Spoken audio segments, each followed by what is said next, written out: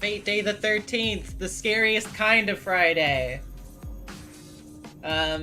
Also, you know, some stuff's going on with Sakura, I guess. That's also kind of scary. We're back, baby. It's Fate's Day night. It's Heaven's Feel. We're getting so close to the end of this route. Closer and closer. So yeah. I have no preamble, really. We just want to get into this shit, right? Let's just get into this shit.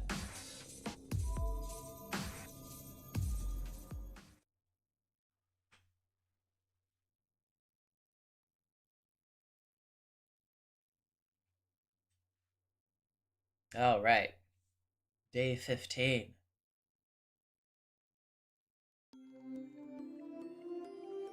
Time to make a final choice. It's clear who will win this battle. No, it'd be more accurate to say that it was decided long ago. This conclusion was ordained from the moment I lost her.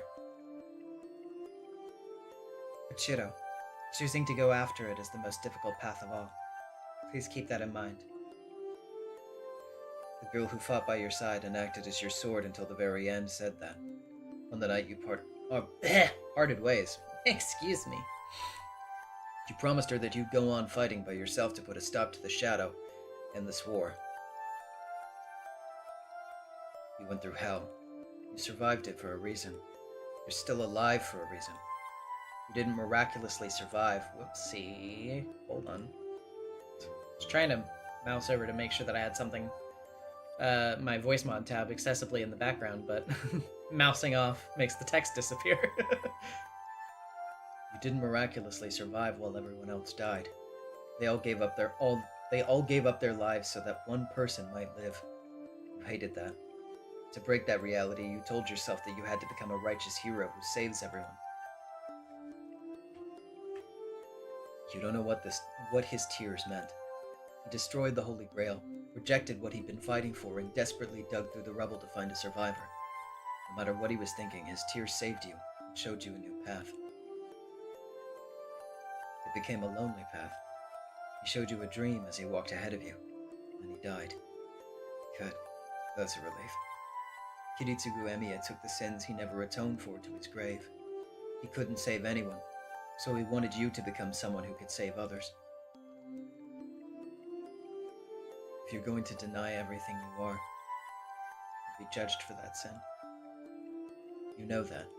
You've spent your entire life trying to redeem yourself. You've killed yourself for the last 10 years believing in that idea. Your dead self just keeps nibbling away at your living self, like worms eating a corpse. Ooh, this embodiment of your sin. It's pointless to mourn a saint. This is the embodiment of your sin. It's pointless to mourn a saint. As long as Archer's arms attached to you, it will devour you and force you to atone. It will bring you a ghastly fate worse than death. Just cut it off. Yes, even if you were to lose your life that hangs by a thread, it will not simply die. And yet, why? You know as well as I do that you can only choose to save one person, not everyone. For a long, long time, that girl searched for her father with only vengeance in her heart. When you asked her to move in with you, she smiled sadly. She told you it wasn't possible. The two of us cannot live long together. And that's why. Bye. It's been fun, Big Brother.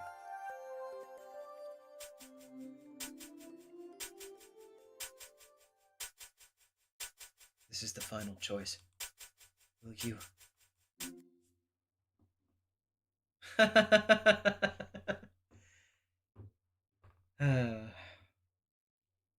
It's not even a choice.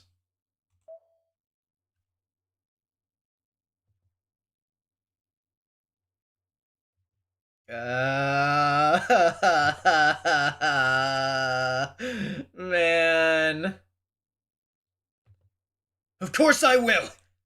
So what if she's won? I'm not giving up just because of that! I commend your spirit. It appears you won't need the hospital after all. Huh? Why are you here, Kotamine?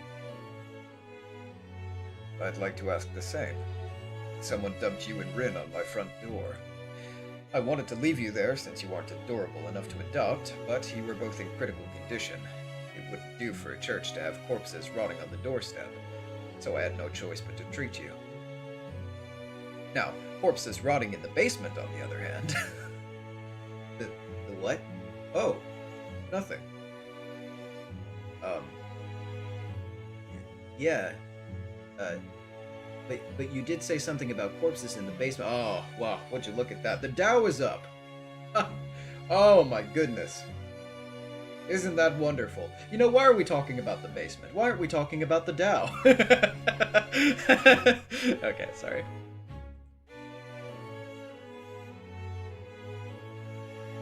I reorient to my surroundings.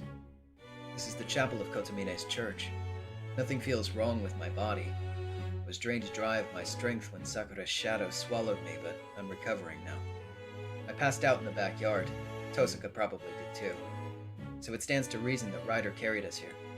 Ryder doesn't have any way to heal an injured human. As far as she knows, Kotamine is the only one who could help us. How much time has passed? Time right now is...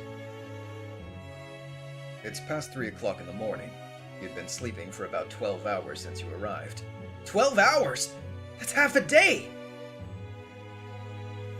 That could be bad. I stand up from the pew I was lying on. This is no time to be taking a nap. Kotamine, where's Tosaka? She was on the ground with me. Rin's resting in the Tosaka home.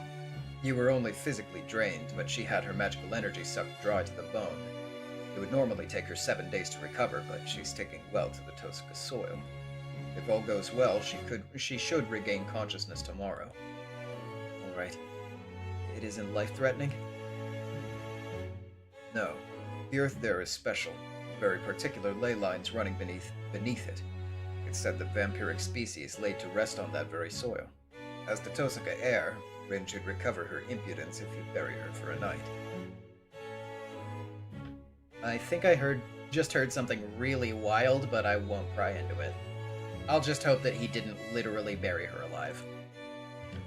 Fine then. Thanks for the help. Wait. Let me make sure of something real quick. It says it's on default. Not on voice mod, on the thing. I don't know if the filters were going, but they should be on now if they weren't. Going to leave the church. I know what I need to do. I'll chase Sakura. I'll bring Ilya and Sakura back. Protect the people I love. Okay, it wasn't going. Well, shit, I was using them, but hey, I haven't switched to the thing now, so that's okay. They'll be working now. Fucking Streamlabs. So what if the war's all but lost? I still have the strength. So what if the war's all but lost? I still have the strength to fight.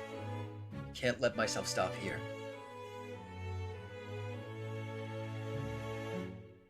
There's no time. I'm gonna be pressed for time, even though I'm just going going home to arm myself. No, the opponent isn't something I can beat with any weapons.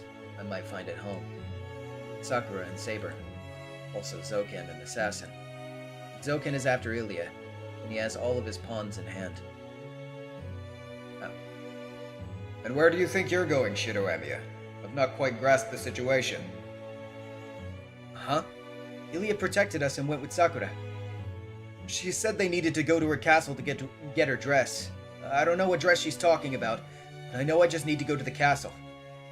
A dress? Sakura Mato's your enemy now? The outcome of this Holy Grail War is all but certain. I hate to admit it, but Kotomine is right. Zoken and Sakura. Sakura is unquestionably the superior master, but she can't defy Zoken's will. I don't know what she plans to do with Ilya, but it's over for her if she runs into Zoken. No matter what Sakura does to oppose him, he can take control of her with the crest worms inside of her body. Wait, never mind that. Why are you following me? It's too heavy a burden for you alone. I cannot stand idly by if Ilya's veil's been taken. What? His reply shocks me to a halt. What did this guy just say? Too heavy a burden. Are you going to help me? Do you disapprove? You're up against the strongest faction in this war. You should be thanking me right now, given that Rin is indisposed. The fucking Kotsumine team up? Let's fucking go! I don't have a problem with it. I'm not complaining about having help on my side, but why? You shouldn't have any reason to help me. Of course, this is an exceptional case. I wouldn't want you thinking that I'll continue to help you once Ilias Vale's rescued. You and I will ultimately never see eye to eye. Then... it's a simple alignment of interests. Moreover, all of my servants fell to her. Is that not reason enough? There's no lie in Kotomine's words. A lot has happened between us, but he hasn't lied to me once so far. I mean, I feel like there's only one option here. I mean, it would be really funny to just be like, no, fuck off, but... do what you want. I don't know what you're thinking, but I don't like Zoken either. I see. We have common ground then. It's true that I have considerable ties to the old man. I go down the hill path. We leave the church together, not looking at each other.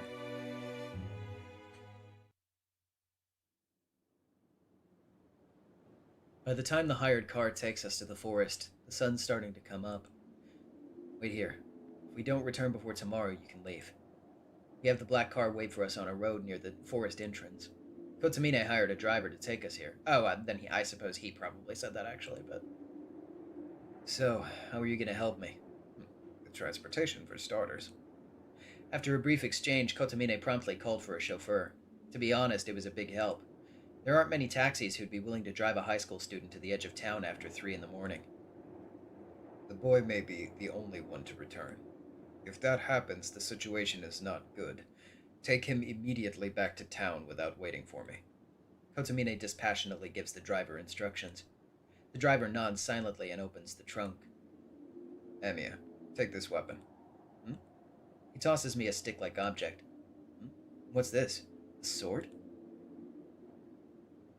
The stick turned out to be a thin sword. Okay, let's see. Not that. The black key. Sorry, it was just highlighted for some reason. I was like, what? Why? The black key. Also, want to make it 12 with the 10. Genuinely one of my favorite moves in HF. The fact that you've had 2 routes to get to know Kotomine's real self makes this land so much harder as a what the fuck moment when he offers to help out. No, yeah, absolutely. It's really good. A type of talisman used by the Holy Church to exorcise demons. Black keys are a signature tool of the Executors, but few of them actually favor the weapon, as it's difficult to use and lacks physical destructive power. Black keys are specialized throwing weapons due to their length, which makes them poorly balanced as swords. Most of the entities the Church defines as evil or spiritual beings are phenomena. Thus, black keys are designed with greater focus on spiritual interference rather than physical offense. The blades of black keys wielded by experts or a select few executors are woven from magical energy and can be dismissed so that only the hilt is present when carried. Oh, okay, interesting. Some are known to carry nearly 100 black keys beneath their habits. From what I know, it's similar to a Western rapier. It's specialized at thrusting, not cutting. But the blade's pretty thick, so it feels hard to use. It's like a longer version of the dirks assassins use. Assassin uses, rather, sorry. This is a weapon. And with the $2 as well. Fun fact, black keys first showed up in Tsukihime. Oh, yeah.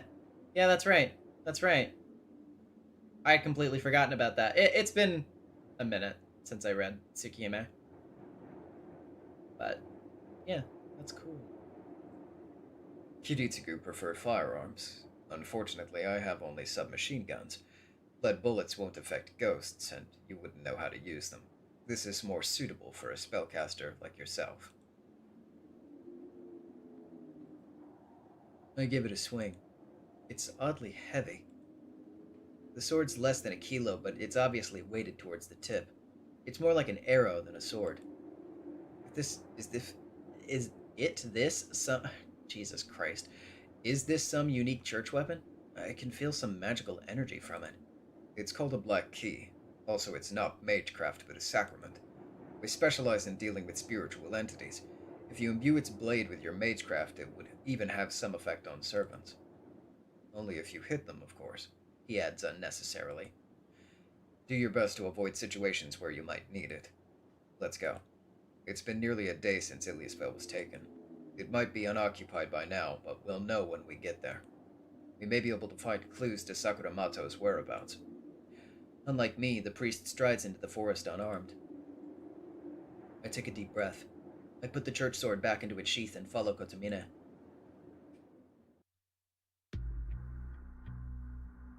I'm the leader now.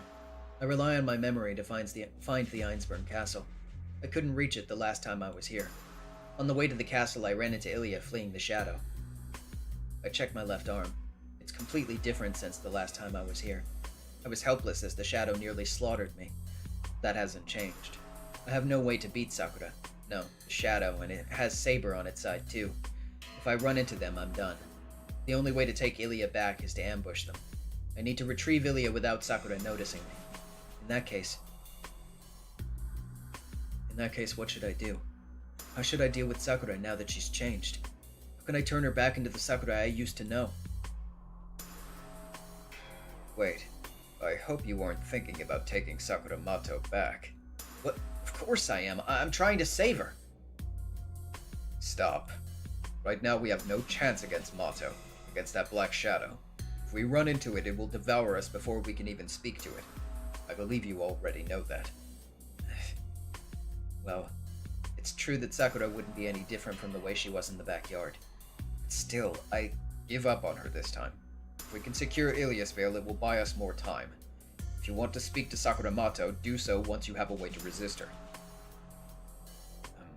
Sakura has an incredible amount of magical energy. The only one who might be able to do that is Tosaka. My only role right now is to project the jeweled sword she mentioned, so we can use it against Zoken in the shadow. Damn it, fine. I just need to focus on saving Ilya first, right? Yes. Now let us be off. There's no time. I clap my cheeks to motivate myself. This isn't the time to be whining. I'm going to save Ilya. Sakura said she'd kill Ilya. I won't let Ilya die, and I won't let Sakura kill her. All I can do for now is separate Ilya from Sakura. I'll just focus on that for now.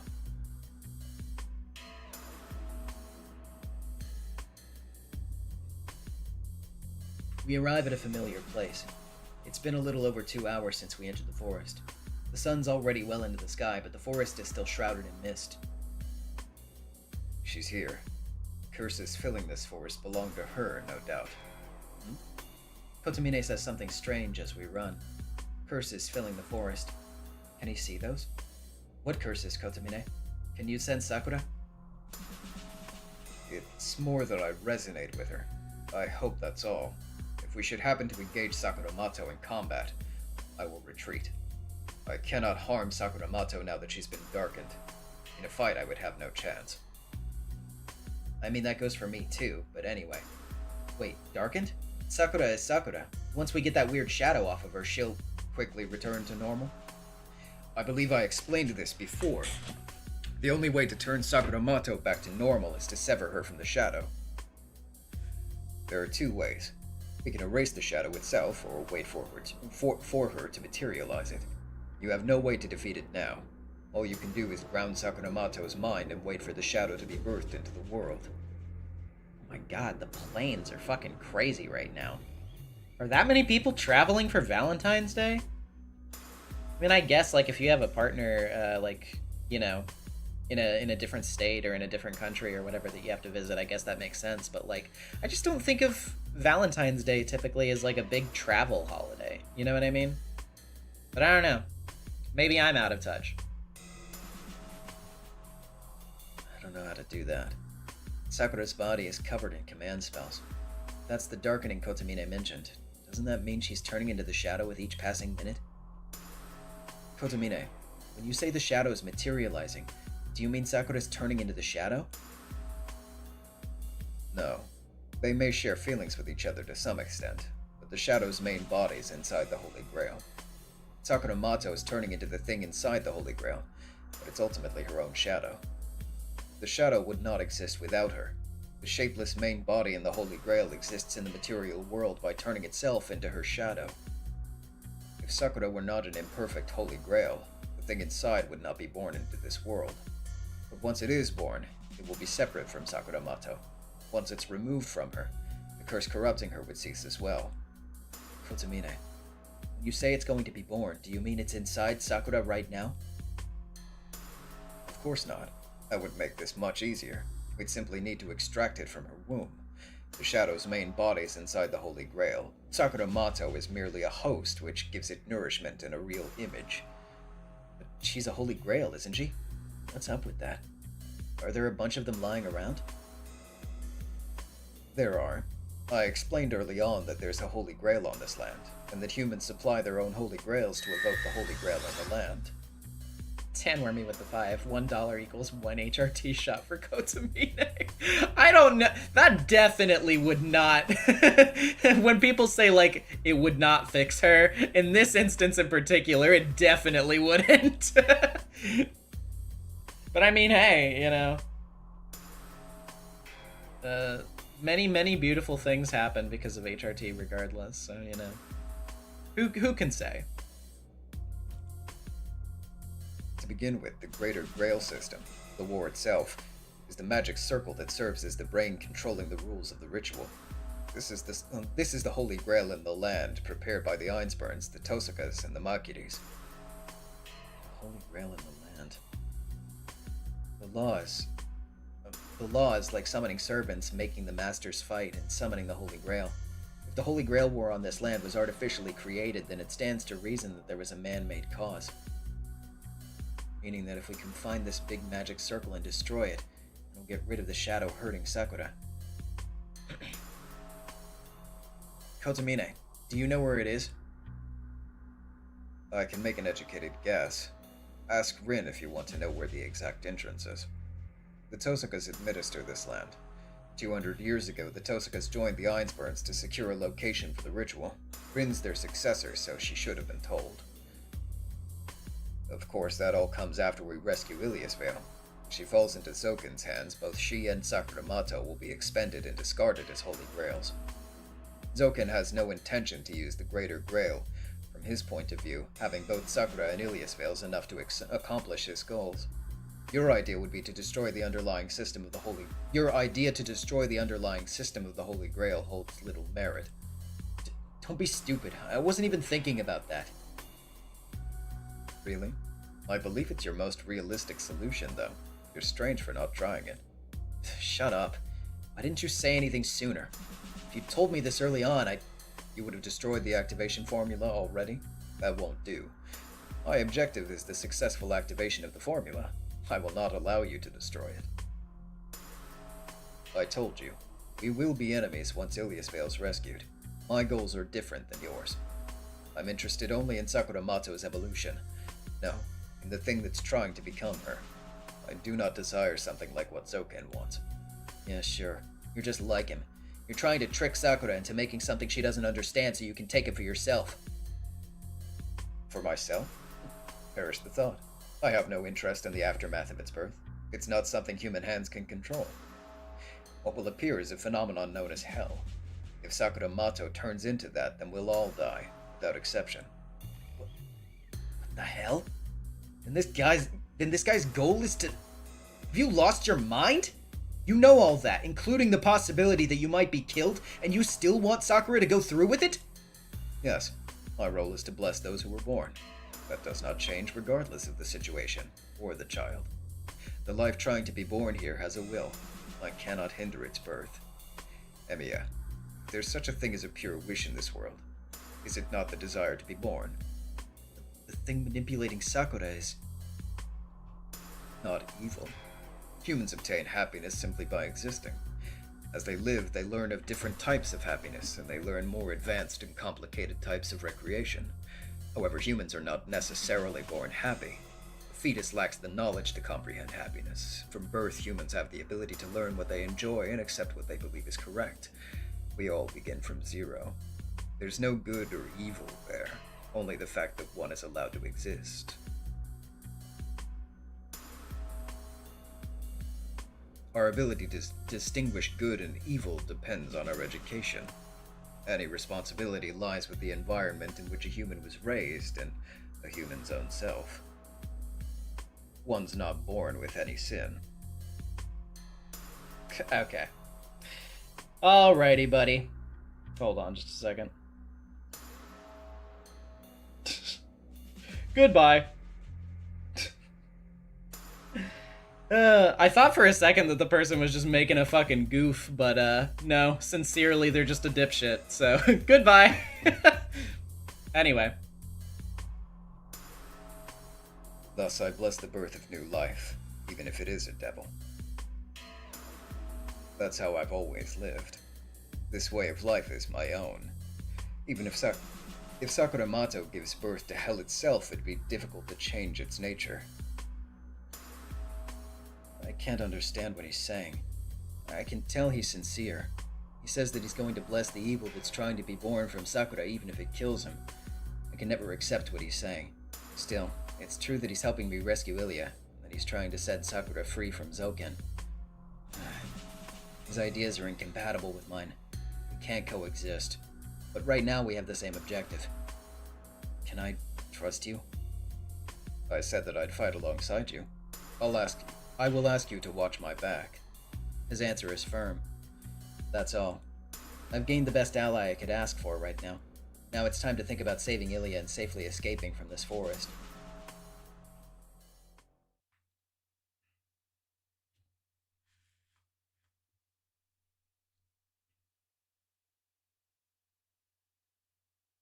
Ah, an interlude. Unfortunately, it appears as if I have to self-mod for the most part for Fate because none of the mods show up for it. This isn't me vaguing them or anything. It's just none of them watch it. So, you know, is what it is, I guess.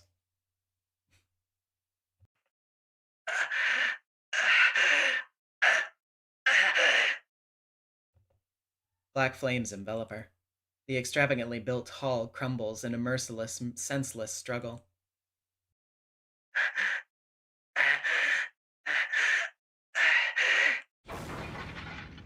The rising flames are like a heat haze. A once shapeless shadow pulverizes the walls and floors in time with its host's anguish.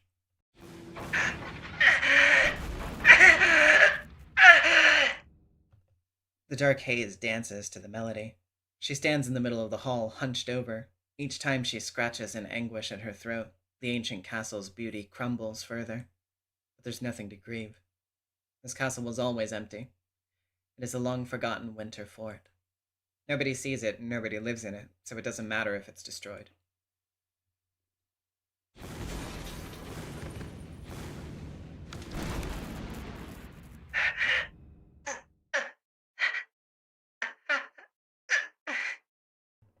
The hall is becoming a kingdom of shadow. In its center is a suffering woman who's both monarch and slave. It's been a day since she brought Ilias Vale here. She, Sakuramato's transformation, is approaching its final phase. She's merging with the shadow, and her mere physical existence in this world is torture. Her body is racked by pain. Her cognitive circuits are being rewritten with destructive impulses.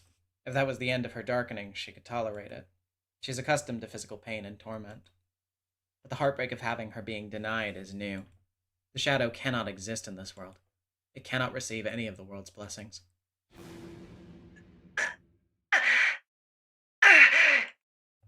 She tears at her throat. Bluntly put, the girl undergoing the darkening process cannot breathe. The air is toxic. For Sakura, who's transforming into a deep sea-dwelling shadow, the earth is no different from the vacuum of outer space.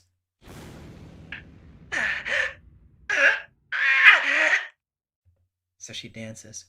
She forgets herself, loses her sanity, and feels fury at everything she can see. It's suffocating, she thinks. She blames the uncaring, unknowing world for her own misfortune. Oh, I see. Probably you. Now it's about time. You managed to remain as Sakuramato longer than I expected. But you just need one more push to become a flesh vessel. Two shadows watch this sight. An old mage, Zoken Mato, and his servant, Assassin. One more push. I'm quite tired of hearing that phrase, Lord Mage. Victory is all but assured. You do not need any servants other than me. You should have her absorb the remaining two servants quickly. I know, but she refuses to kill the servants that she takes in. I don't know if she's short-sighted or spineless. Saber and Berserker remain in Sakura's thrall. She allows them to live when it would be fine to kill them. What?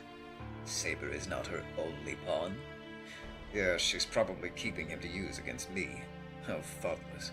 The more servants she holds on to, the more power she must draw from the Holy Grail. Only a lesser Grail such as herself can receive such power from the Greater Grail. She's receiving more than just magical energy. It hastens her transformation as long as she lets the servants live. Even if I do nothing, her mind will be devoured, and she'll turn into my ideal tool. The old mage laughs, sneering down at the suffering girl. There's affection in his eyes. He does love. His experimental subject has exceeded his expectations and will soon bless him with his long-sought immortality. How could he not love her? In the old mage's eyes, Sakuramato is a beautiful bride.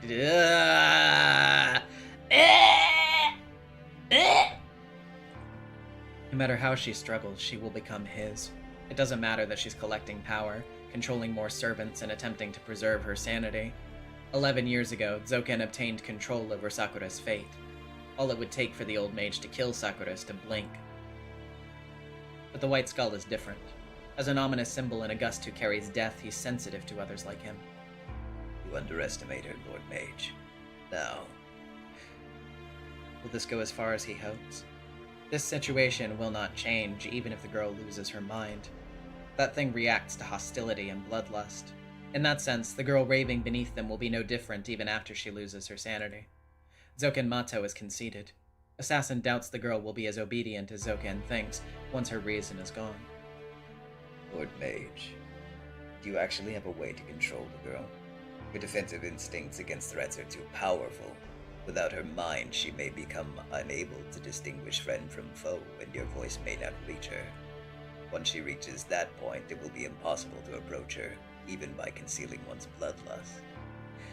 That thing is a type of existence that can sense outside threats to its life and promptly eliminates them.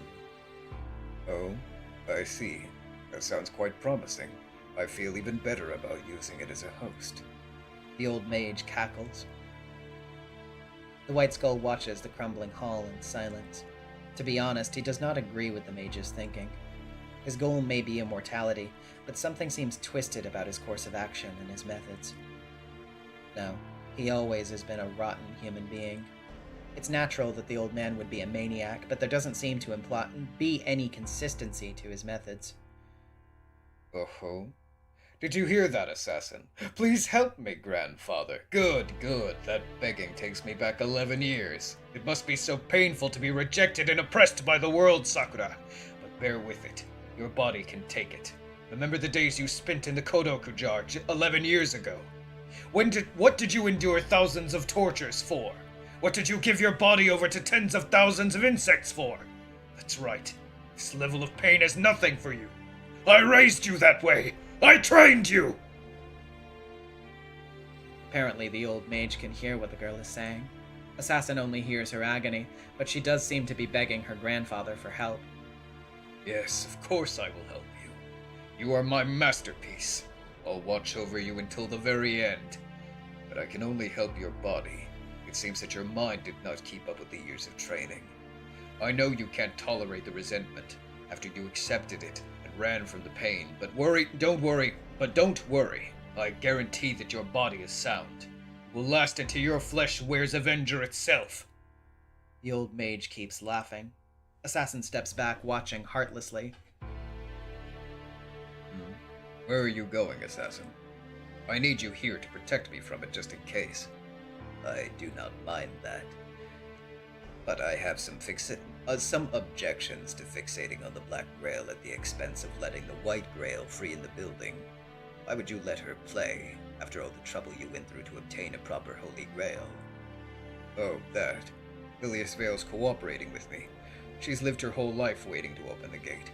She agreed with me because I would help her accomplish that. Don't be so suspicious. She is the Holy Grail you seek. She'll leave her name in history and become the original. The Ironsburns can grant you a wish of being recorded in history.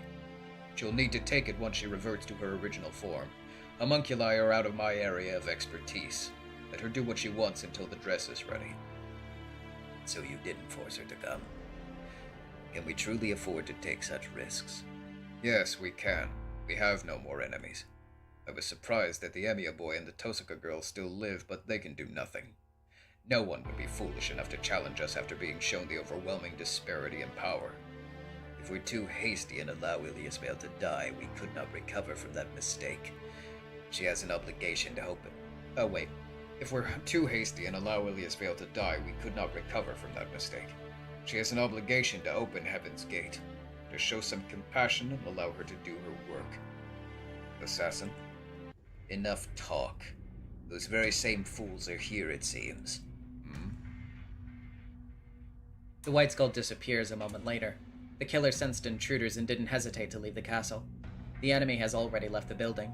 They slipped through the careless old mage's grasp and are headed for the castle gate. Oh. Do you wish to die that badly, boy? But he isn't careless. No matter what happens, he will not let Ilias Vale escape. In essence, the long-held wish of the Ironsburns has been placed on her shoulders. That pale girl's willing to cooperate with Zoken, even without his urging. And they think they can take her and leave? How laughable. When she leaves the forest, Ilias Vale will surely reappear in the heart of the Holy Grail where it all started. I was willing to let her run free, but it can't be helped. Time to go to work, Sakura. You cannot be saved without Ilias Vale. If you want to be free of your pain, then crush them all. The old mage cackles, and then his presence vanishes. A shadow crouches in the hall. The shadows have covered the entire hall. It is a black swamp, and 2 bodies appear in its muck. The girl feels no pain. She hasn't gotten accustomed to the poison. All she can think is, Oh, you came for me, senpai. her dark joy overcomes her grim suffering. He's with the He's with the priest, too. Stupid man. Why would he come feed himself to me? She lifts a finger. It points toward the castle gate, where the intruders are desperately trying to escape. Go. Kill everyone except senpai. Slaughter everyone else, no matter who they are. She unleashes the dark giant. Her hunting hound roars and stumbles off into the distance. Of course. It's not as if you can tell who anyone is now. Berserker. She giggles. Cloaked in shadow, the girl slowly leaves a ruined kingdom with her dark knight. Oh boy. That's not gonna be good. That's not gonna be good at all.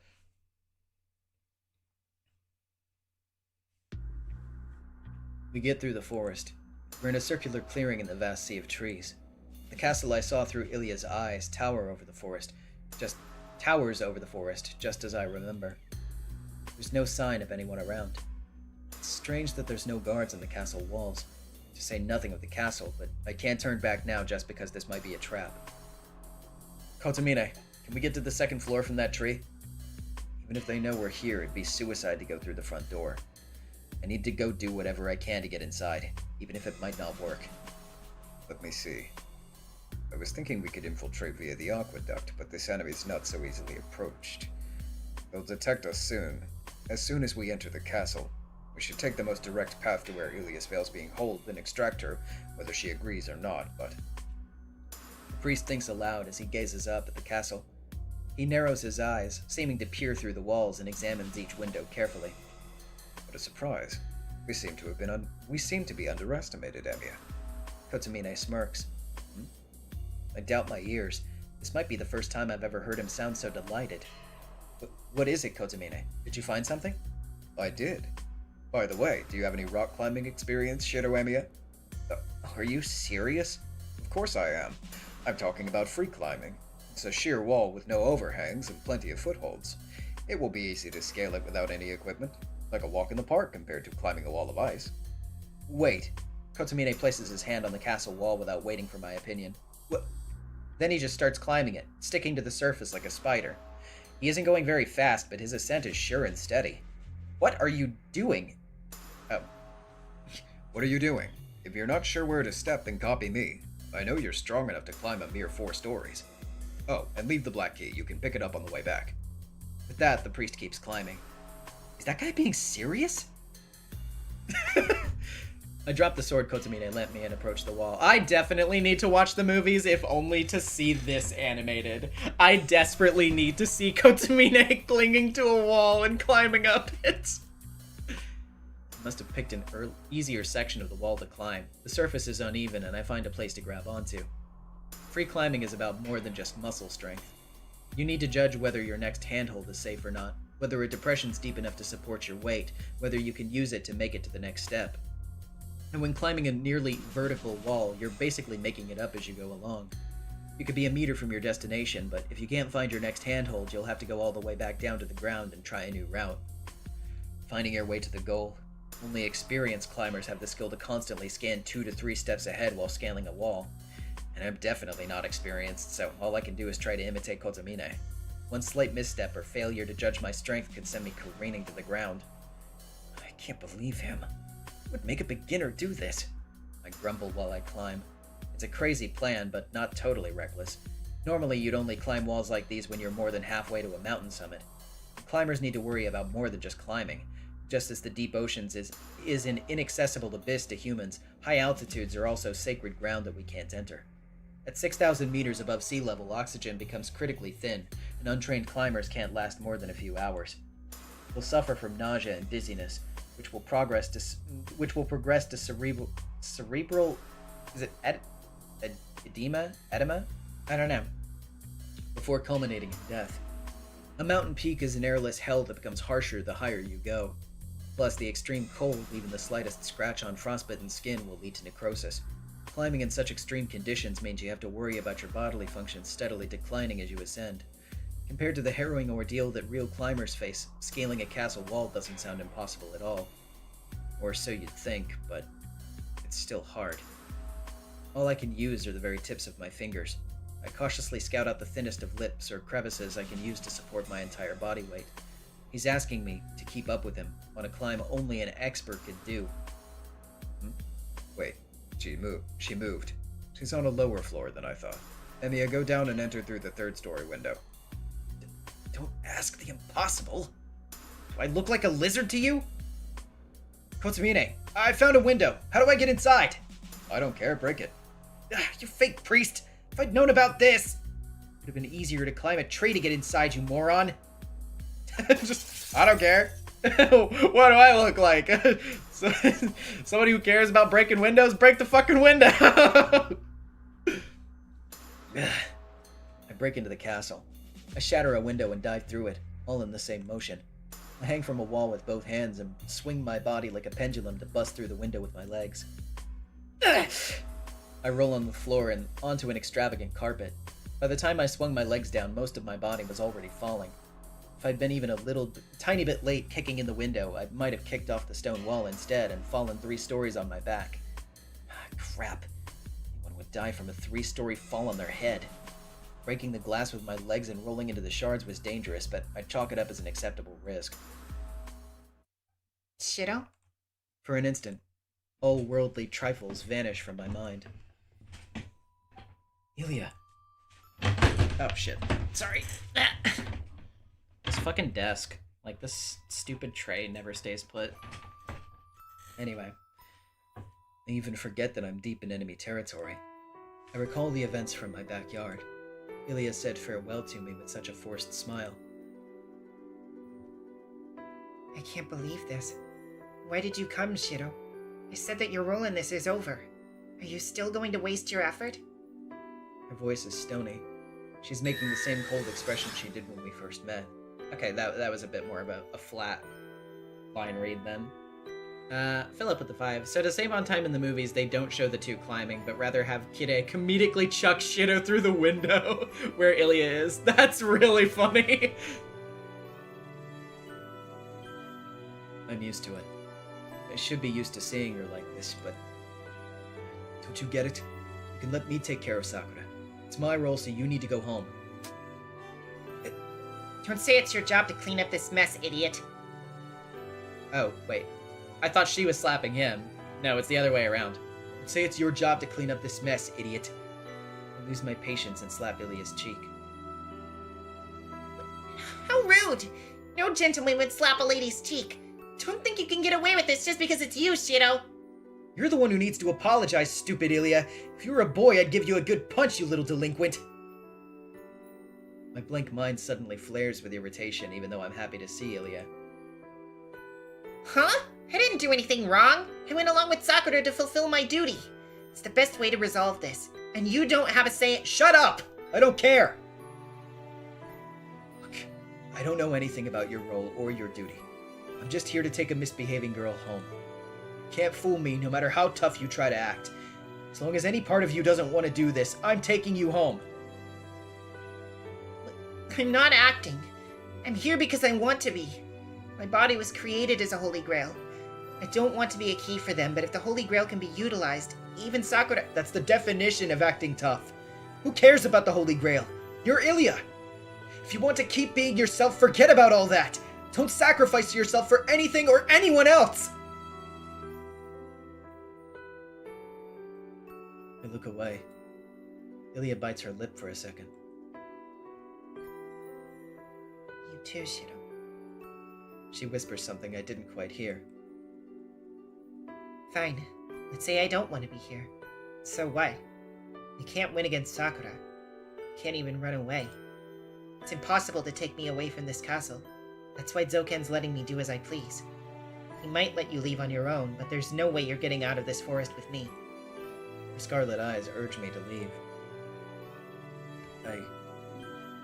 Oh, dude. The fact that they frame it as like, it's not even a choice. It's a choice, quote unquote, but it's not even a fucking choice. God. I'm still taking you home. I'm not leaving without you. There's nothing to consider. Right now, this is the only choice that exists. Ilya doesn't say anything. She gazes at me with an absent expression. I take her defenseless hand. Let's go, Ilya. We should go home before they find us. I pull her close and start walking. She's small and terribly light.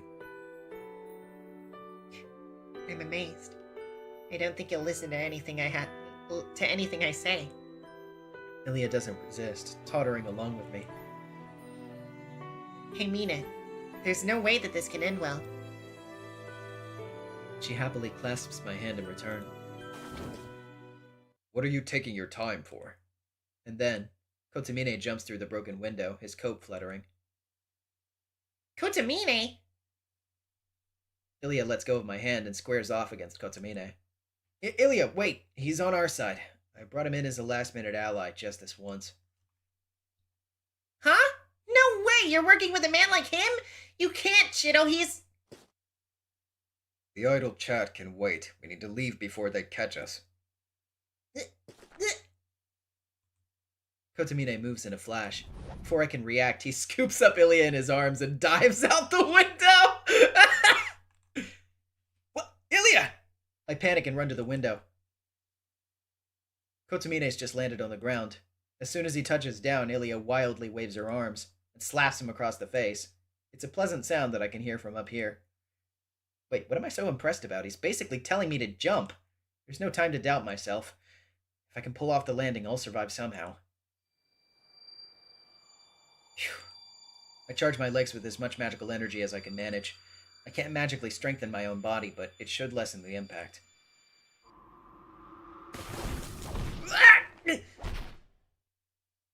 No, bad idea!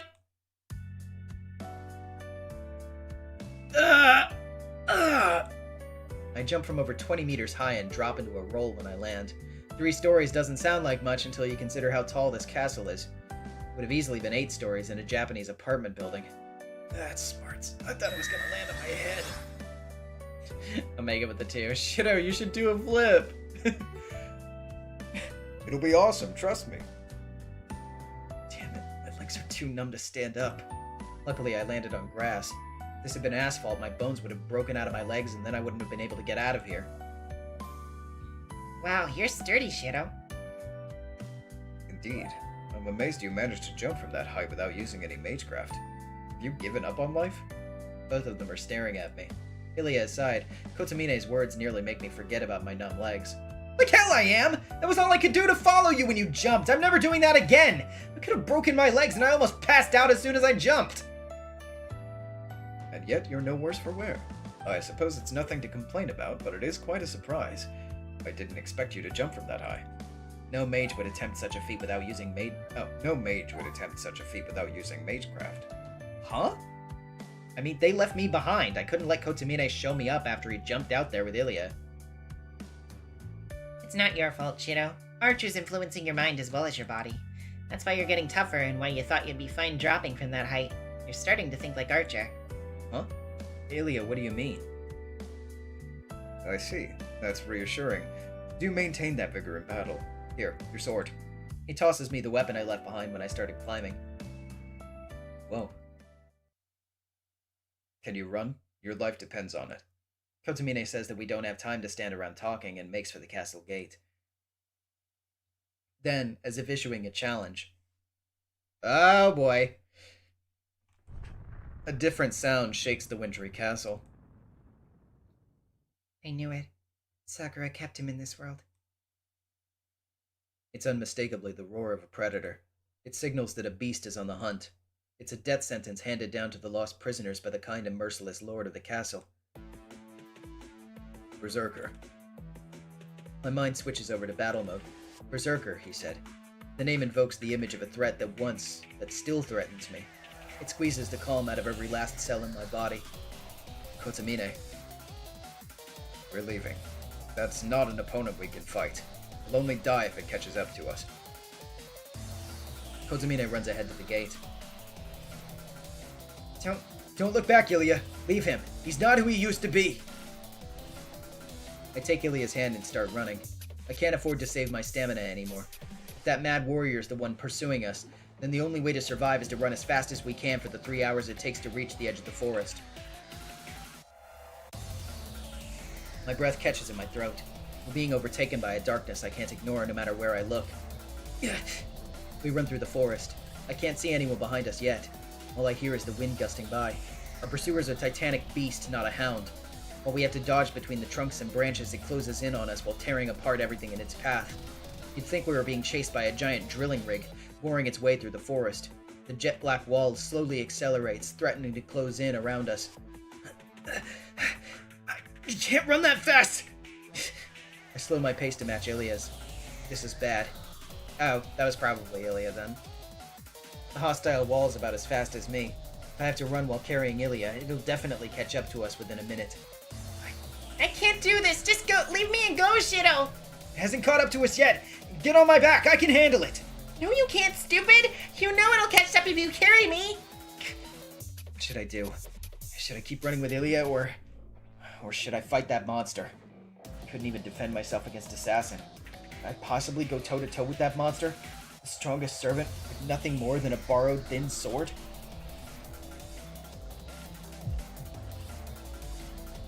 I can't. Stop. You break. There's absolutely nothing I can do to beat that monster. If I stop, I'm dead. I'll be killed for sure. If I face the monster, it'll chop my feeble body in half, and then it'll stomp my still conscious torso to smithereens like an industrial grinder. There's no need for that. I will carry Ilya's bow. Huh? Ilya and I turn around. We don't have time to stay surprised. Kotomine comes all the way back to us and picks up Ilya in his arms without further ado. Yo! He's fast. Kotomine must be in great shape. With his height, he should be able to easily run while carrying Ilya. But we're in the middle of a forest. With both arms occupied by his charge, he navigates the uneven terrain and thick trees without slowing down at all. Kotomine! I run after him as fast as I can. I keep up with him. Unshackled, I run next to Kotomine, who's carrying Ilya. I manage to cover 100 meters in 7 seconds, in this forest that's so easy to trip on. My heart beats at a rapid cadence. Something is wrong. I'm running too fast. No human can run through a forest at nearly 50 kilometers per hour. My legs throb. My wrapped left arm feels odd, like it's swollen. This must be what Ilya was talking about. Archer's physical functions are taking over Shidoemiya, not just his combat experience. It's a radically potent muscle-enhancing drug. The poison's injected into my body, giving me powers beyond my own. That's good. Even if it's like shaking a Geiger counter to try and make it not detect a radiation leak, I appreciate it right now. But not Kotomine. He's not showing any signs of magical energy output or magecraft usage. It's hard to believe, but he's sprinting while carrying Ilya, without the aid of any magecraft at all. Hey, are you actually human? I'm not as far gone as you. Have you noticed, though? If we maintain this pace, we can escape. It appears that thing is blind. You mean he can't see us? That's the only possible conclusion. He's faster than us. The forest trees are but pebbles in Berserker's path. If he still hasn't caught us, it must be a flaw on his part. Kotomine explains calmly. It bothers me that he can look so bored talking about something that should have us jumping for joy, but that means we can get away. So it's just up to our stamina? No, they aren't soft enough to let us slip from their grasp. His voice drips with hostility. Before I understand what he means. Assassin! My left arm twitches. I see a white skull. Like a rapid slideshow, Assassin flits in and out of the trees on a path parallel to ours, seemingly mocking our escape. Wait! By the time I notice it, it's too late. Assassin makes a subtle wave of his arm as he slips in and out of the trees at high speed and... Someone blocks the attack before it can skewer me between the eyes. I gasp. Only one person could have done that. Kotomine deflected a throw that I couldn't even see, all while carrying Ilya. Nuisance. What a nuisance. He never shows up when we're idle, but comes uninvited whenever we're busy. Kotomine slows his speed. The priest frowns with displeasure, watching the dark killer keeping pace with us. Kotomine? Take Ilya. I'll deal with this. After all, Exorcising demons is a familiar part of my priestly duties. Kotomine stops and lets Ilya down. What? Are you serious? What? Are you serious? Ilya's bewildered. I take her hand and pull her close. At the same time, 3 daggers fly at us like bullets. Kotomine! Yo! The fucking aura farming on this guy right now? Holy shit! Sharp, but too honest. For one who calls himself a lord of the mountain, you're so easy to read. I'm having trouble believing it, to be honest. Assassin let fly 3 flashes of lightning, and the priest parried them all without breaking a sweat.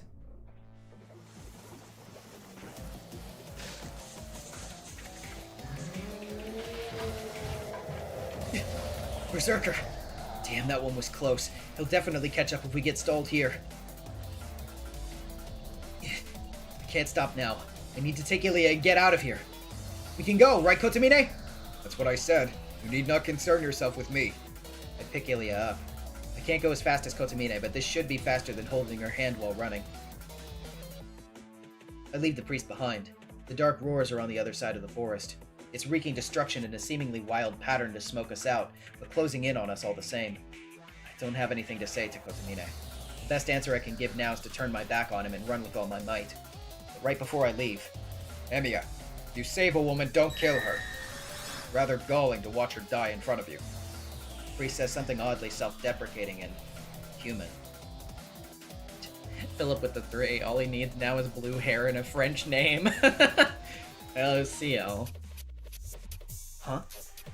A needless warning. Hurry. You should be able to escape Berserker. The rest of this war depends on you, Shido Emiya. I nod and start running. 2 shadows shrink into the distance. When I look back on one last time, his back is so far away. I have an ominous feeling. I don't think we'll see each other alive ever again. Damn! Interlude 15-2.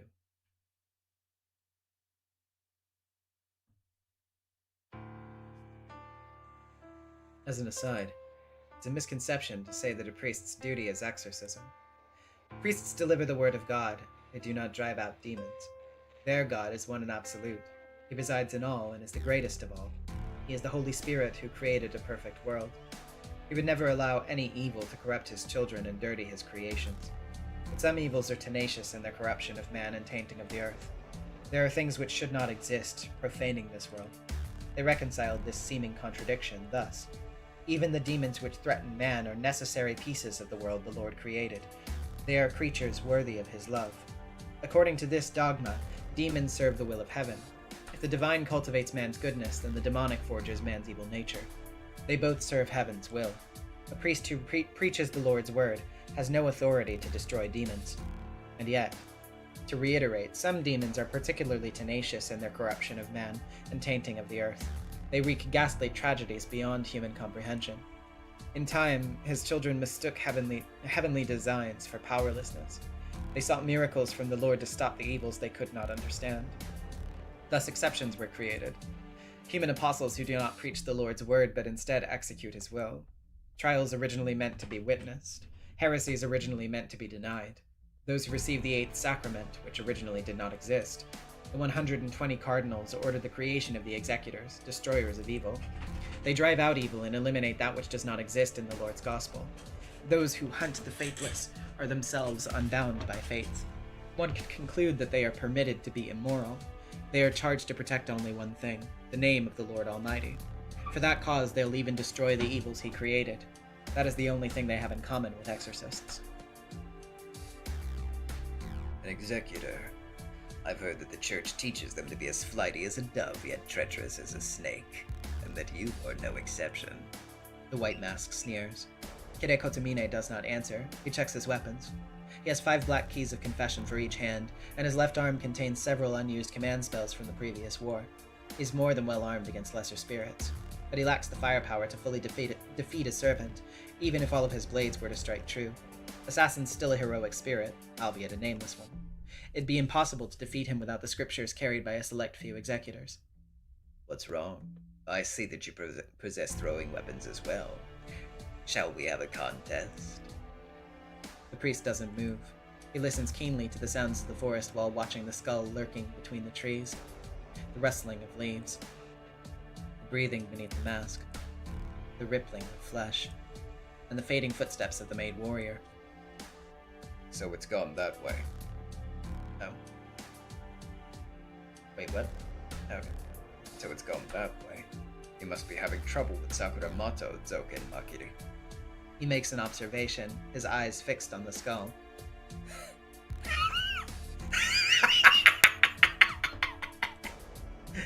So you know. Oh, okay, that was an assassin.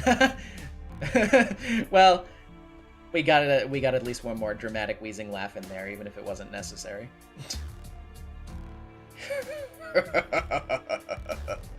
So you noticed me, kidder.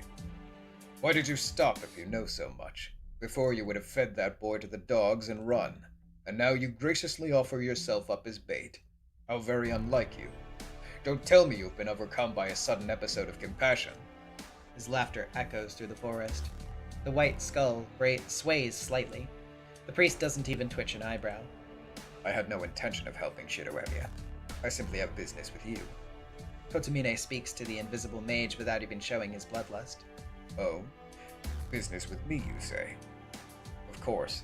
Neither Shiroemiya nor I will escape this forest at any rate. I know that we will be killed soon. It only stands to reason that I'd try to achieve my own goal before I die. So you mean you don't care what happens to Iliasvale? I thought you came to save her. I don't care. Even if I defeated Assassin here and went to help Shiroemiya, I'd be too late.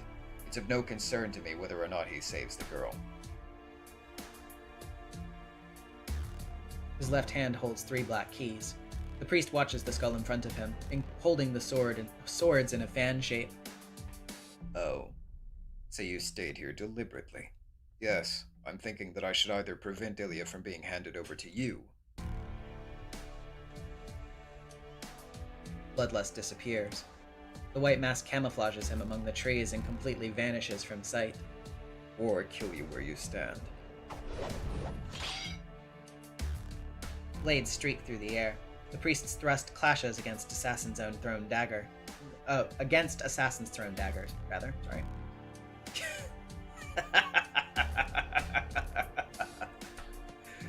So that's what you came here to die for. Very well, kiddo. For old time's sake, let us see how well a reject from the church can fight. His cackling rings through the forest. Knowing he can't win, the clergyman, who only drives out evil, faces down the Malakamot? I don't know if I'm saying that right. Whom the old mage controls.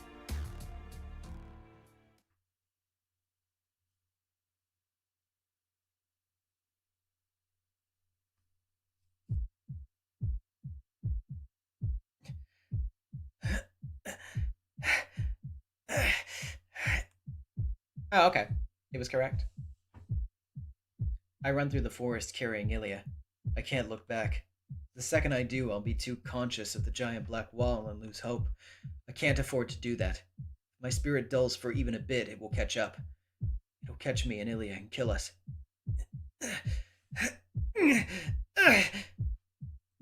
My legs feel like they're going to fall off. No matter how light Ilya is, you can't run while carrying someone without slowing down. To make things worse, the terrain is perilous and I risk falling over with every step. Faster, faster, faster, faster. I need to go faster than I am now or it'll catch us. The presence behind me closes in with each passing second. I need to stop this lazy jog. I need to run faster, fast like Kotomine. I need to take Ilya out of here. My heart's going to burst. It's tight. I can't breathe. My leg muscles tear and I cry out in pain, as if my bones are going to burst out of my thighs. It's suffocating. How long have I been running? Having left Kotomine behind, I've been running like there's no tomorrow through the forest with Ilya in my arms. I've already run over 5 kilometers. Maybe double that. My oxygen-deprived brain isn't sure. I've just been running as fast as I can, never letting my pace drop.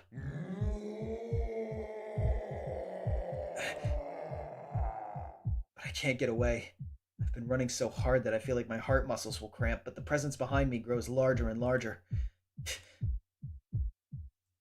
Ilya's heavy. The oxygen is heavy. My legs are heavy. Death is heavy. I'll die if it catches up. The incomprehensible terror of getting instantly killed hounds me from behind. Damn! I kick my flagging mind into gear. Run. Don't think, just run. So what if my legs fall off? There's no point worrying. I can think about it once it happens. I just need to head for the exit as fast as I can. Fuel up your chest with gasoline. Turn the key to the engine and keep it from trying to stop. Stay in top gear and throw the brakes out. Run, run, run. Run to stave off the anxiety closing in from behind. Run to ignore the terror on my heels. Run to wipe out all this pathetic whining. Shut up! Stop screaming in my ear! My own breathing is enough to rupture my eardrums, so I definitely don't have time to listen to your... No, Shido, stop! Ilya shouts into my chest. Her full-throated scream makes my body react without a second thought. You... I stop. I dig my heels into the ground to halt my momentum and set Ilya down. Trace. I ready the black key sword I had on my waist and manifest my magic circuit at 200 miles per hour. On! Nothing comes to mind. Basic structure analyze, composition analyze, basic structure alter, composition reinforce. Without even thinking about it, I complete a single count incantation in an instant.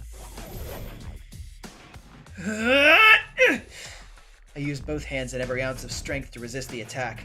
The whirlwind comes in from the side. Our pursuer charges in from our flanks, scattering trees in his wake. My body sent flying, pulverized by a single strike. The sword that I strengthened with all my might to be diamond hard is crushed like hot toffee. The shocking impacts transmitted from my arms to my whole body, rattling me from brain to toes. I'm flying.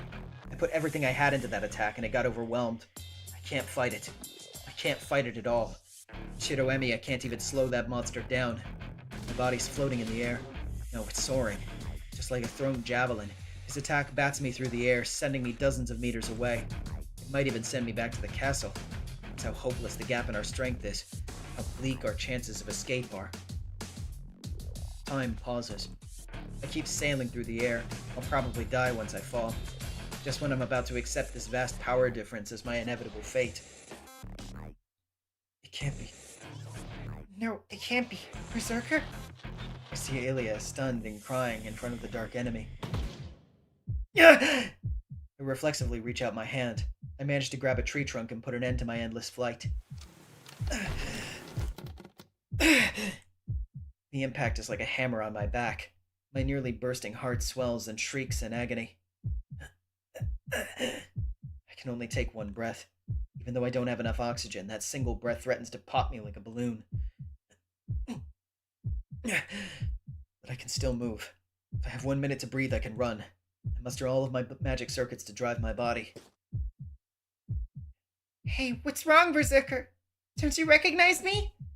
Ilya looks like she's been entranced by the dark foe. In her shock, she keeps whimpering in denial at the changed thing before her. Oh, God. She's fixated on the dark enemy's identity. Kotomine said that it can't see. He was right, but not right. The servant has no eyes, nose, or mouth anymore. Its gleaming red eye sockets give off only bloodlust. Its entire body's corroded by the black mud, and the wound that Saber inflicted is still there. It's something different now. Swallowed by the shadow, it's now a monster whose only purpose is destruction. You can't see what it's chasing. The dark berserker's eyeballs don't see Ilya. Never mind me. It roars and raises its axe sword over the creature in front of it.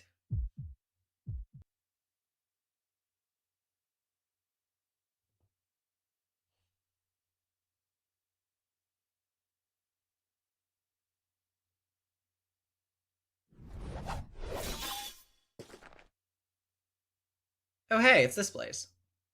The priest faces his final moments. Kide Kotomine leans against a wall, staring at the blurry skull in front of him. His vestments are battered and torn.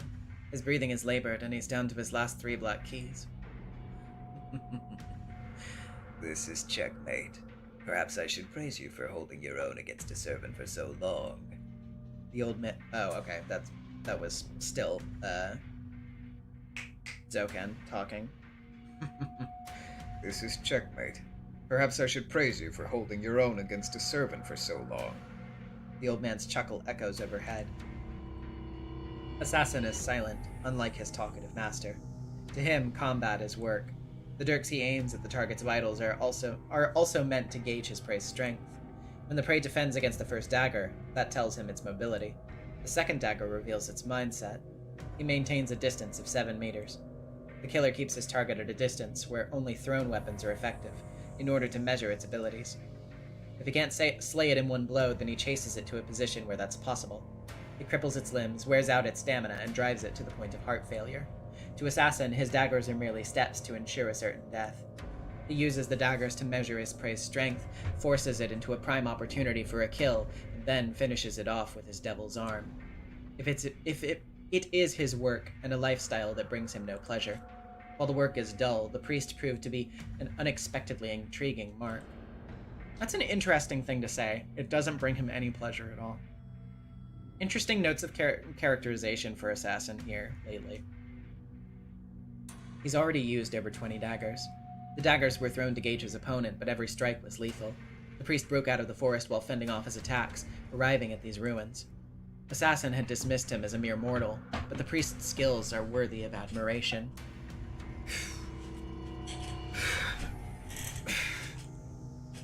But this is the end. The priest has no more strength left to run. His back is to a wall, and all he can do is watch Assassin. He has 3 black keys still concealed. Assassin dodged all 7 of the black keys he threw like bullets, and the weapons vanished into the woods. Time to bring this to a close. Put him out of his misery, Assassin. The skull shakes. Assassin throws daggers without making any visible motions. He targets the forehead, pancreas, and diaphragm. Simultaneously, the priest defends against the unleashed lightning with the black keys in his hands. It is a foregone conclusion. The throwing technique, which once unleashed, is certain to spell victory. The 3 vital point attacks are a feint. Once Kide Kotomine parried the daggers, his fate was sealed. Die. The wing flutters open. Assassin's long, cursed arm unfolds like a one-winged spear.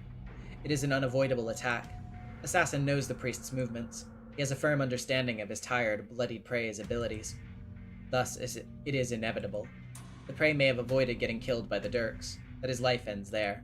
Even if he had some strength in reserve, the priest's body cannot keep up with his thoughts.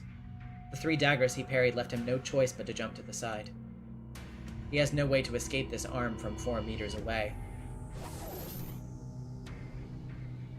The devil's arm extends.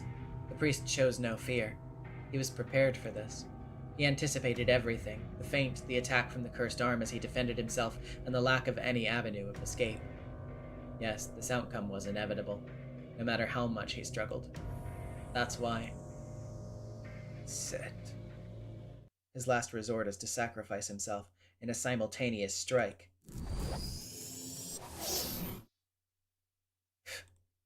The skull chuckles. In reaching for the priest's heart, the devil's arm crosses paths with the black keys. That's not a problem. Only Assassin's arm took any damage. He learns the black keys can still strike him even at this range. But too bad for the priest. Even if they're imbued with magical effects, his black keys cannot defeat Assassin. The 3 thin swords will probably pierce Assassin and nail him to the tree behind him. But that's all. While the priest celebrates the fact that he finally wounded Assassin, he will die when Assassin crushes his heart. Assassin's arm finishes its work first. His noble phantasm, Zavania, positively touched the priest's chest and created a false heart. But it doesn't feel like it worked. The man's heart's empty. It doesn't react. Suddenly, an explosive impact rattles him. The 3 black keys slam Assassin into a tree and nail his cloak to it. He's astonished for 2 reasons. First, the black keys have stopped him from moving. And second...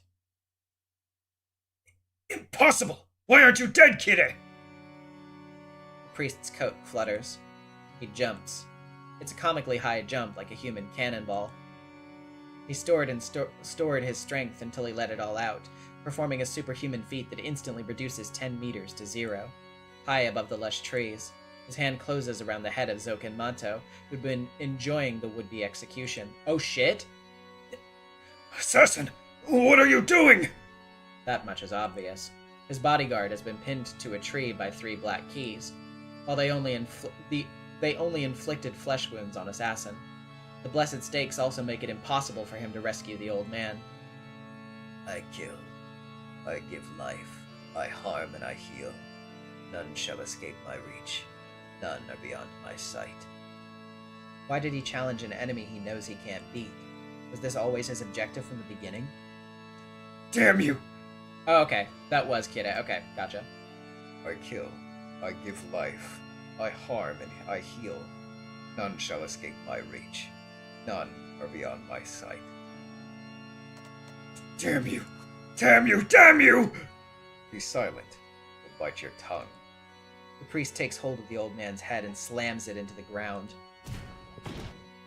Be crushed to pieces. I welcome the defeated and the old. Yield to me. Learn from me. Obey me. Take succor. Do not forget to sing. Do not forget to pray. Do not forget me. I am light, and I shall make you forget all your burdens. He is merciless. Kotomine slams the old mage's body into the ground, crushing his bones. Then he smashes his skull against a wall. You would kill me. Fine. Do as you please, but what will it change? Do you think your wish will be granted?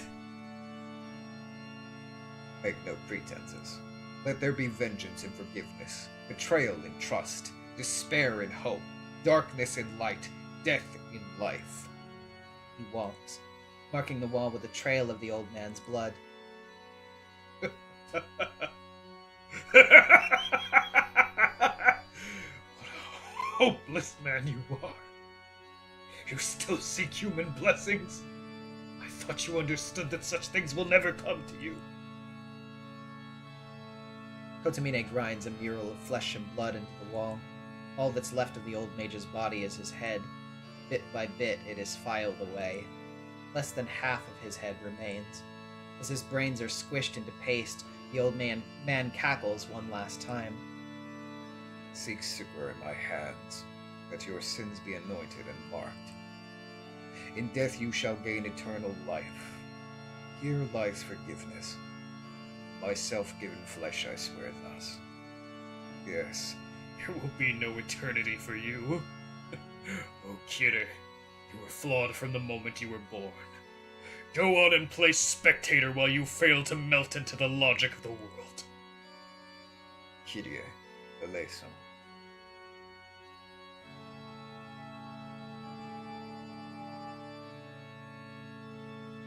The cackling fades.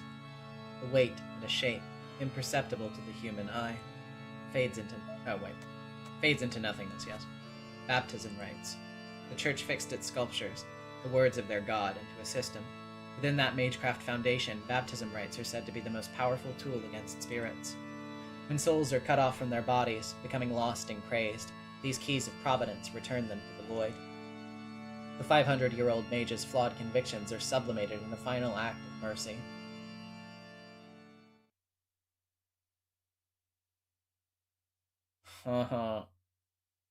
God damn. Time has stopped. I don't want this, Berserker! Ilia screams a plea, but the giant doesn't know who she is. It swings its greatsword down at her. Ilia! I run. I was thrown about 10 meters. I can cross that in an instant. I know I'll make it if I run. In the span of a single breath, a narcotic blood propellant will propel down my body like a jet stream, and my thoughts will blaze like lightning. I take a step forward. My body feels light. I can feel time stop. I can make it. I know I'll make it, but once I do... The black key had no effect. I had no effect. That's why. I rummage through my armory, searching for something to make. Something that can beat him. Something that's strong enough to stop him here. How obvious.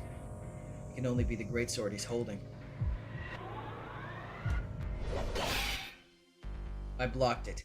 I project a weapon as if it comes naturally to me and take the giant's axe sword head on. It's cracked. Fissures form in the axe sword I projected. At the same time...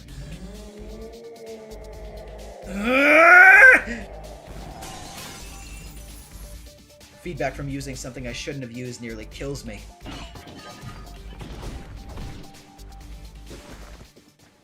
I'm thrown through the air. The axe sword shatters against the giant's second attack and my body tumbles along the ground like a piece of trash. Fading. My mind is fading. I can't think. I try to collect my scattered self, but I can't think. My left arm revolts against me. My blood overflows. Mere active projection, even though my left arm is still bound, halves my IQ, and I can feel an awful chill that tells me there's no going back. That terrible premonition will turn out to be true. The first things I'll lose will be the most precious to me. Tempest rages around me. I'm bathed in blinding light. I can't see. I can't find it. I've lost sight of it amidst the pain. I'm looking for it, but I can't find it. My ego becomes a grain of sand in the desert, never to be found by anyone ever again. Thirsty, thirsty, thirsty, thirsty. Shido, snap out of it! You need to find yourself! Elia's here. I'm on the ground. The dark giant's about 10 meters away. Its red eyes dazzle as if searching for my thrown body. I return to my senses. This is no time to be taking a dirt nap. My body can still move. My only injuries are scratches from tree branches. I'm only lightly bleeding, but my lungs feel tight. I gasp for air, trying to oxygenate my exhausted body. That's all. What's more important are my insides. I don't want to know what they look like, but I can still fight. Ilia, we're falling back!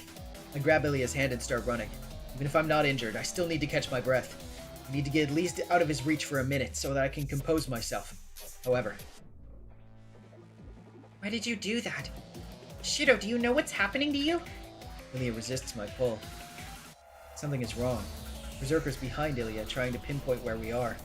I can't think straight due to the lack of oxygen. I can't figure out why Ilia asked me that question. Ilia? Sorry, but that's enough. You don't have to do this anymore, Shido. Just escape on your own. Ilia looks gloomy. My head won't work, so I just get angry instead. Damn it, don't throw a tantrum right now! Come on, Ilia, this isn't the time! I pull Ilia's arm. She's so small, but she's trying to help me. It feels so terribly precious.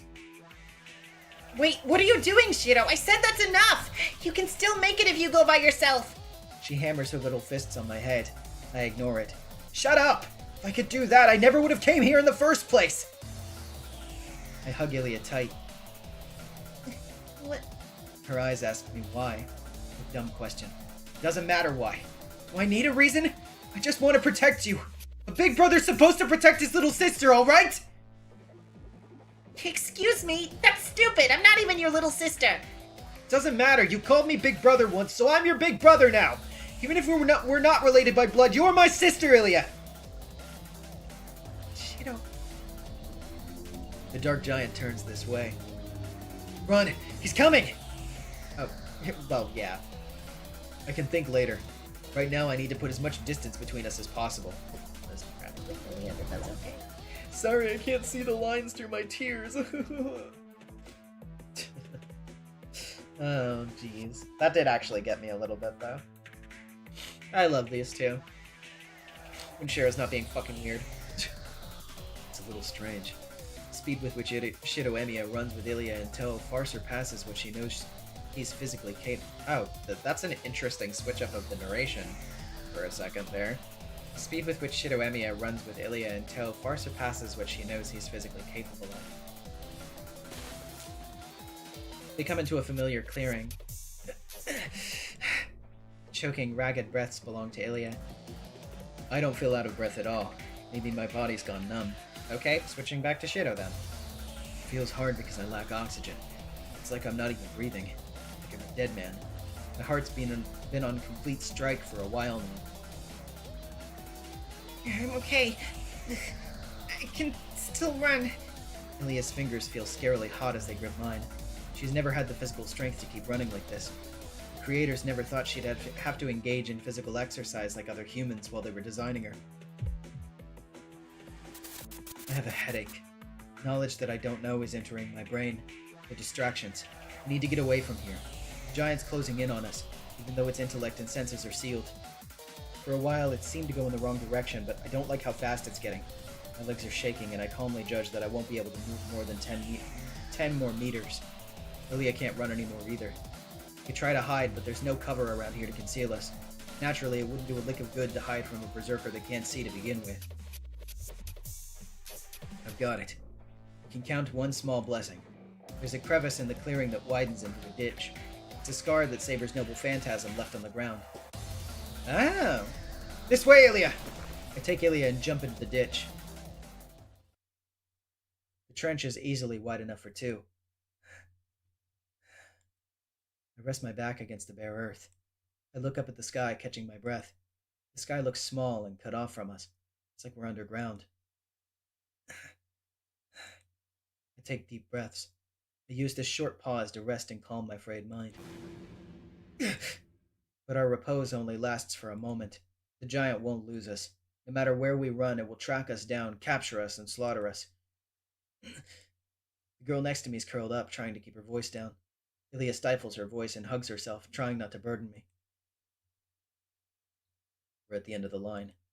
We can't run anymore, and I can't keep it in check. I look at the red shroud around my left arm. Our one way out's been waiting for me to unlock it. I'll die. Kotomine said that it's a fuse on a time bomb. I'm reminded of my earlier pain. A single projection almost shattered me. I can't imagine how agonizing it would be once I unwrap this arm. The trigger is always in my mind. If I reach for the shroud, it's no different from putting the muzzle of a gun in my mouth and pulling the trigger. The hammer will fall if I unwrap the shroud. My brains will be blown out the back of my skull and everything will end. Make up your damn mind. I've always known the answer. I'll bring Ilya back and save Sakura. I know what that means.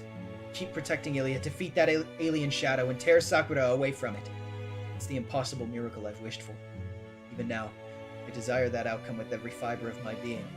I know it's a dream, an ideal, that will never come true, but I've never even considered giving up on it. So I have to go. I'll save Sakura and help Ilya. I can't do it. Sakura is dying. Her path contains nothing but destruction. Someone told me that it would take a miracle to save her. That's right. Salvation that humans can't achieve. To acquire a miracle you can't achieve on your own, you have to pay an appropriate price. You can't protect yourself while saving someone else. If the only way to rescue Sakura from her path to ruin is to have someone else trade places with her. The earth trembles. A living tempest is charging towards us. I'm going out there. Is it alright if I take him down, Ilya? Perish with the 20 pounds. If you don't love Kotomine and his atrocities, you don't deserve him at his tofu. For sure, sorry. Cut off. Fucking layout.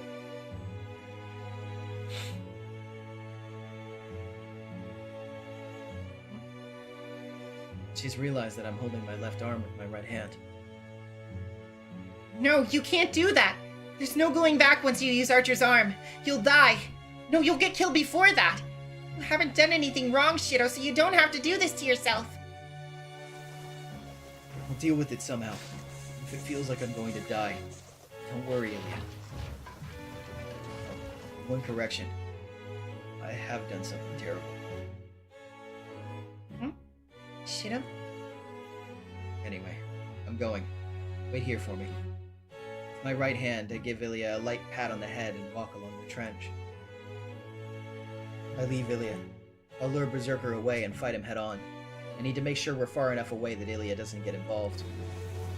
He's here. I touch the knot securing the holy shroud to my left shoulder. It's tied tightly around my wrist, so I have to undo it from the shoulder. Once it's untied, I can tear the rest of it off.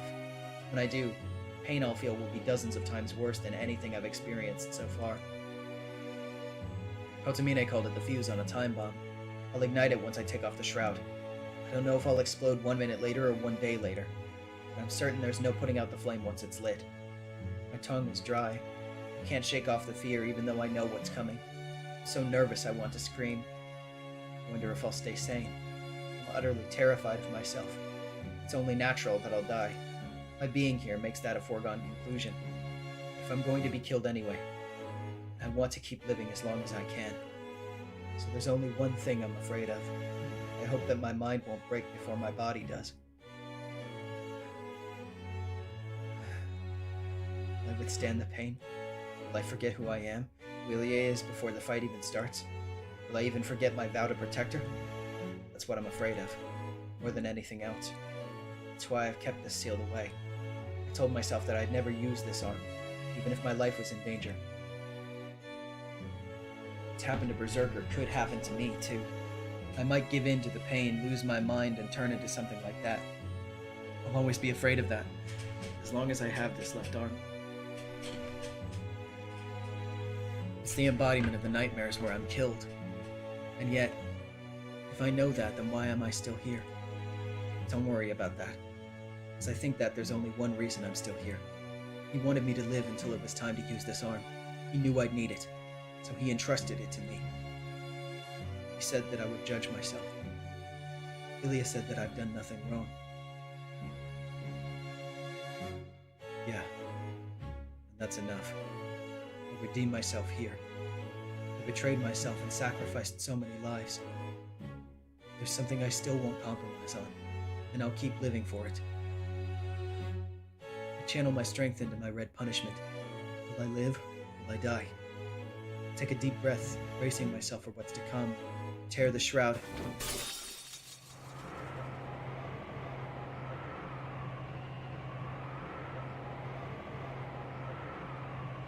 In an instant, the world falls apart.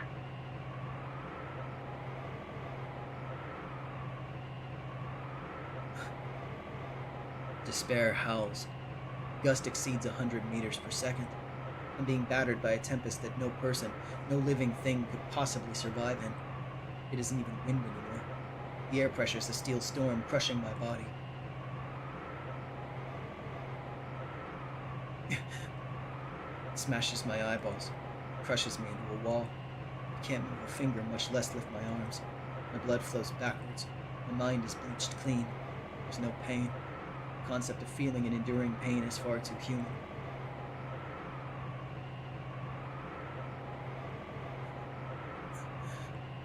I melt. I can't even cry out in defiance. I have nothing. No way to resist. I need to move forward, but I can't even lift a finger.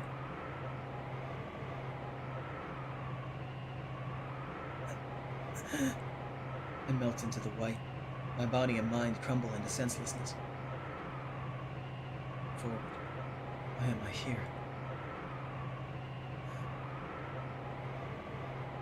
Still. Forward. What did I become like this for? Beyond. What am I fighting for? Go forward. Past this wind.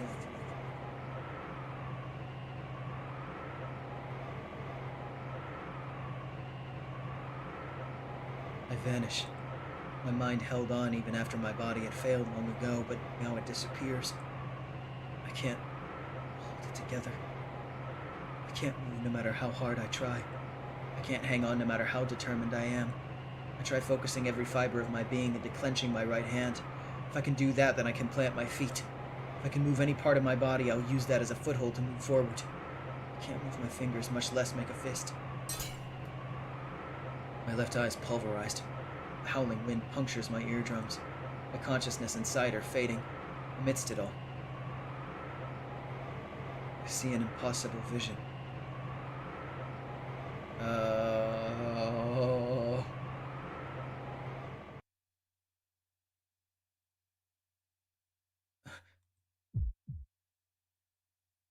He's standing. He's standing in the middle of this wind. He's trying to make it to the other side, like it's the natural thing to do. He walks through the steel wind, scarlet cloak fluttering.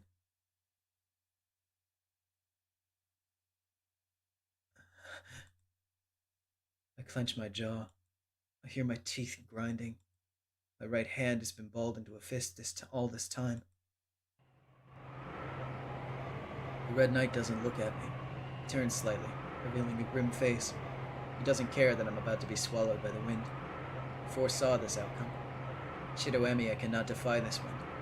He's known all along that there's no future for a man who betrays himself and clings to wishes he can't handle. His words are correct. Someday I'll be judged for my accumulated debts. And yet his back says, Can you keep up with me?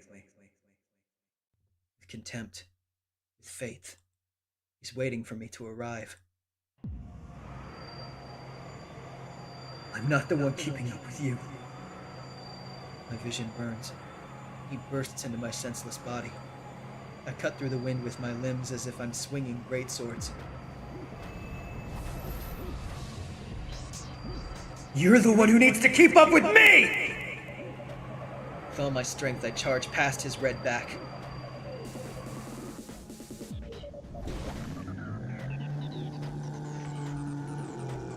I step onto the earth. The wind has gone still.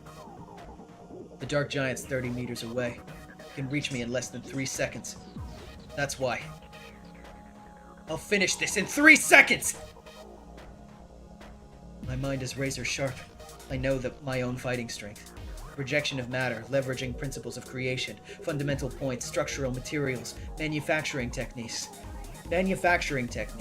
host experience and accumulated time. A reality marble that overlays the map of the world imprinted in my soul onto the world, a manifestation of my mental world according to the Magecraft theory of the world egg. I inherit Archer's accumulated skills, experience, and physical strength. Correction. I fail to load his physique. I'd still die if Berserker slashes me. I cannot use his reality marble unlimited blade works. Archer's inner world's different than mine. I can't recreate it. All I can replicate are the noble phantasms he's recorded, and the things which Shidoemiya has personally learned. If I decide to draw a noble phantasm from my left arm, I will search unlimited blade works for the most appropriate weapon to my purpose and replicate it. Be warned, however. Projection's a double-edged sword. If I use it even once, I hold my breath and cram all of my magical energy into my left arm. I just need a weapon that I can use. I'm well aware of the risks. Further ahead. Go past this wind and strike myself down.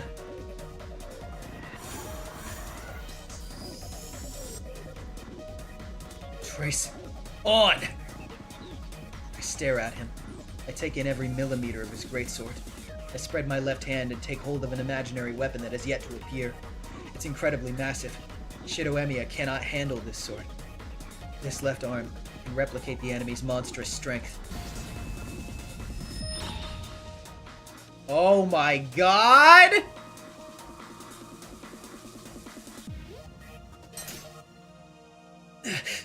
Something breaks.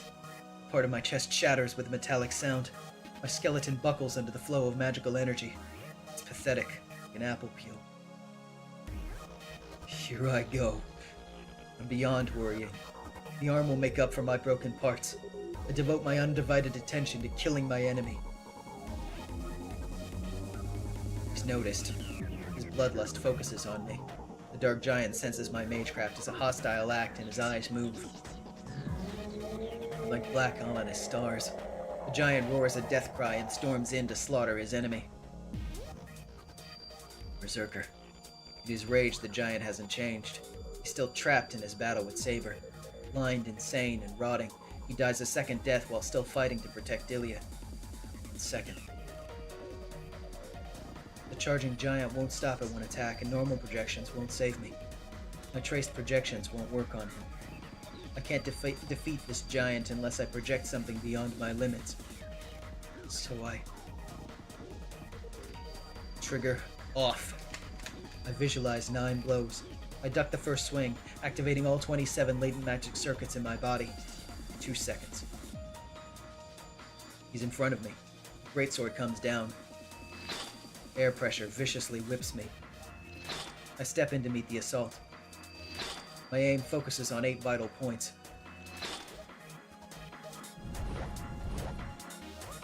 Set. Omni-process projection complete. 9 lives blade works! And I surpass his sonic speed with the godlike swiftness of my own.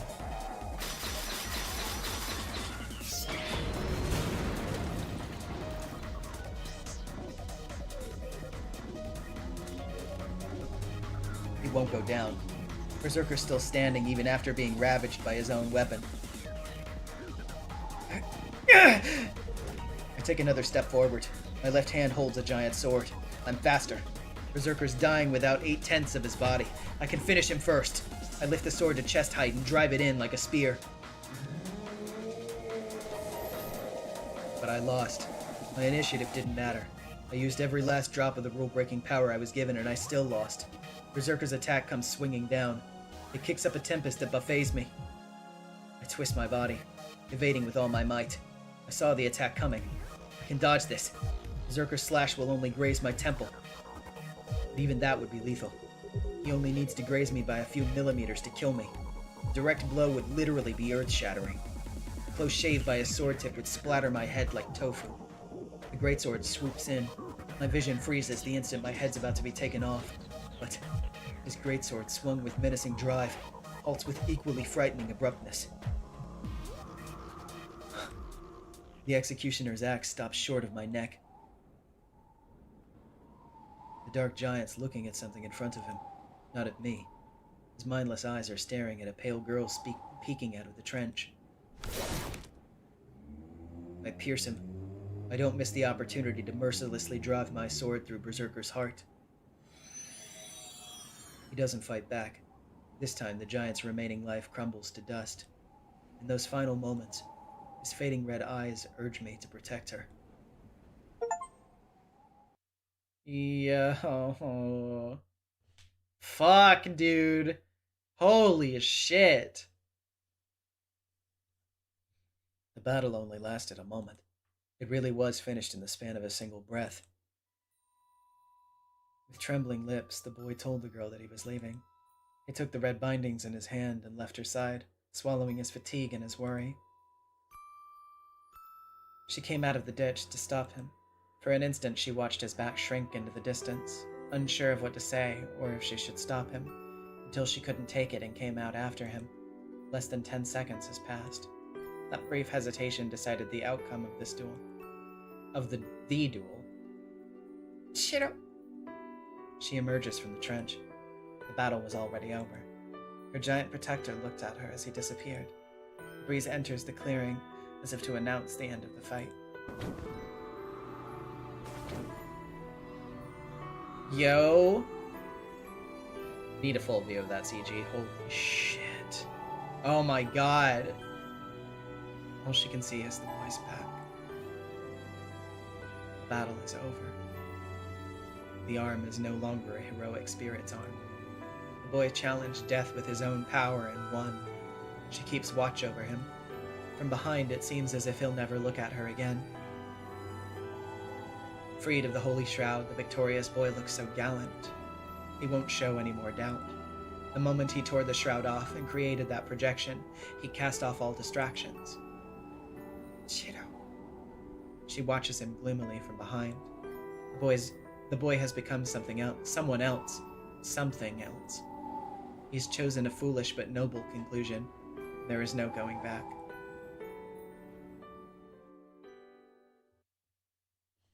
Oof, man, I restart my frozen lungs. My left arm feels hot and my entire body aches. An electric eel coils its way through my body. Oh my god, how many fucking planes? Seriously?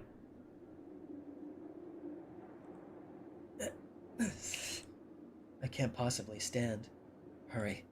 I need to hurry and wrap my arm in the shroud again. I'll hit the time limit unless I escape this pain. But I can't seal it back up quite yet. I can rest and put down this arm. Once I defeat her. Oh, shit. Saber. I face Saber. I swallow my pain and steel myself for another fight. Saber slowly approaches, as if she'd always intended to tag in for the defeated giant. She stops. She's 7 meters away, close enough for her to close the gap and strike in one breath. I face her head on. I'm going to die. I can't move after fighting Berserker. I won't be able to avoid being cut in two when Saber rushes me. That's not all. I wouldn't be able to beat her, even if I was at my best. No matter what I do, I can't project anything stronger than Saber's noble phantasm. So this outcome is certain. The only person who could defeat Saber is someone with a noble phantasm rivaling hers. But that's a contradiction. Sheer offensive power, Saber has the ultimate noble phantasm. Well, there might be heroic spirits with stronger weapons than her sacred sword, but they're not in this Holy Grail lore. Right now, only Saber's sword can defeat her. So it's a contradiction. In this situation, Saber's the strongest servant. The last time I saw Sakura, she had an inconceivable amount of magical energy. Even Sakura wouldn't be able to beat Saber. Unlike when I was her master, Saber now has an adequate energy source. She's effectively invincible. How futile. I warned you that you cannot save Sakura, and this is what you do. Saber's voice is stone cold. That's the signal. She comes to cut me down without a shred of hesitation or mercy. So what? I can't let her kill me here. I can't lose, even if I'm fighting Saber. I might not be able to beat her, but I can at least take Ilya and get away. Consider yourself lucky. I no longer need to bother with someone who will eventually kill himself. Sakura calls for me. Huh? Saber turns her back on me and starts heading deep into the forest. No, not luck. You defeated Berserker and survived through your own efforts. Your determination brought about this outcome. Saber leaves without turning back. I can't stop her. Philip with the 10. It was at the start of the Fate route where Shido notes the gap between himself and Berserker and how out of his league he was. Now we're here at the end of the VN and Shido has come so damn far. Yeah? Yep. She's the enemy. Whatever her reasons, I can only be grateful that she let us go. I'm wounded from head to toe. I can't afford to ask an enemy to stay. I bite back the pain and turn in the opposite direction as Saber fades into the distance. I need to take Ilya and leave this forest. Saber isn't our only enemy. We might have gotten away from Sakura and the Shadow, but Zoken is still a threat as long as he's around. Well, about that.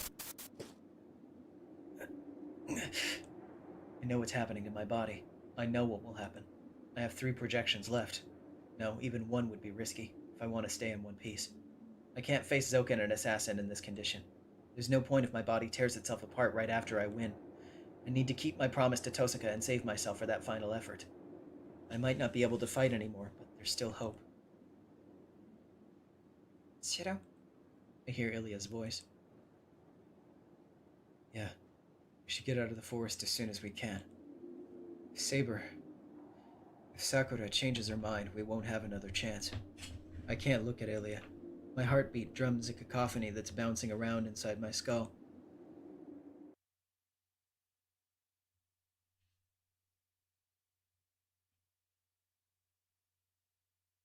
Jesus.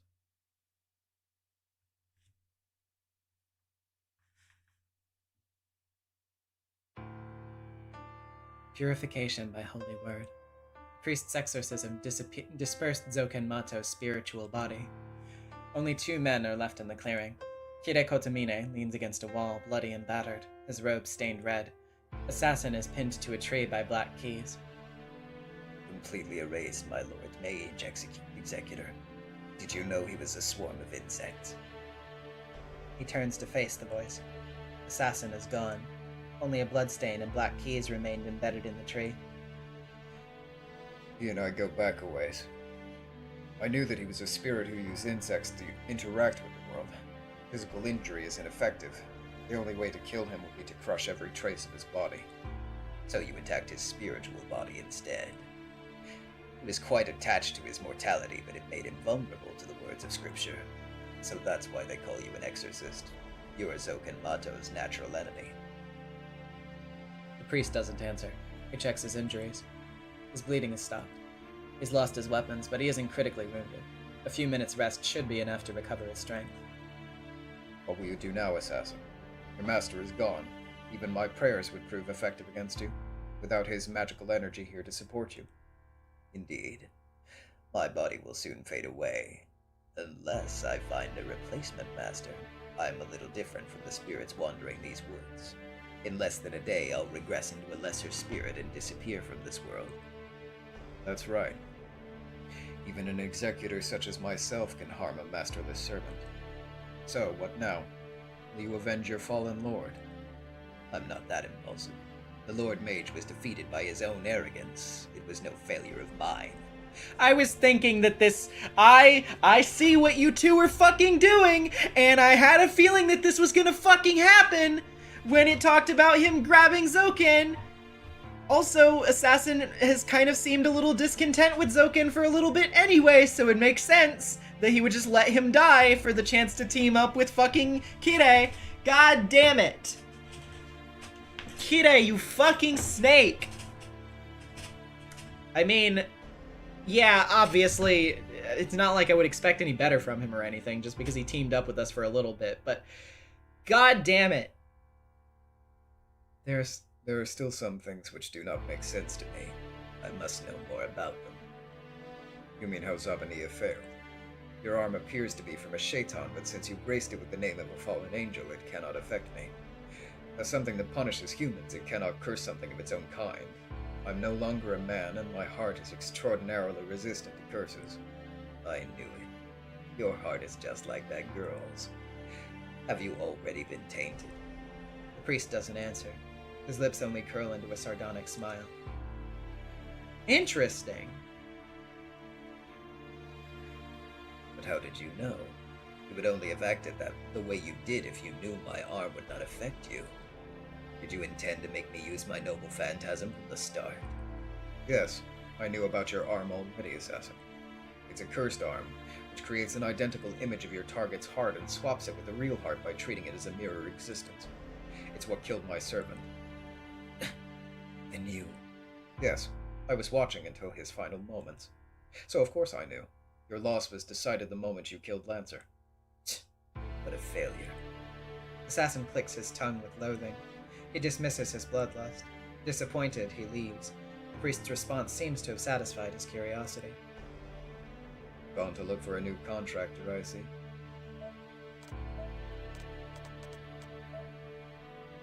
Ah, yes. I know, I think it was Just a Person who mentioned earlier that Assassin might be Hassani Saba. You are correct. That is, in fact, his true name.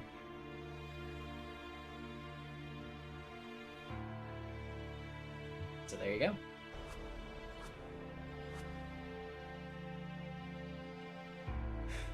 You will most likely serve Sakura Mato next. The priest has no problem with that.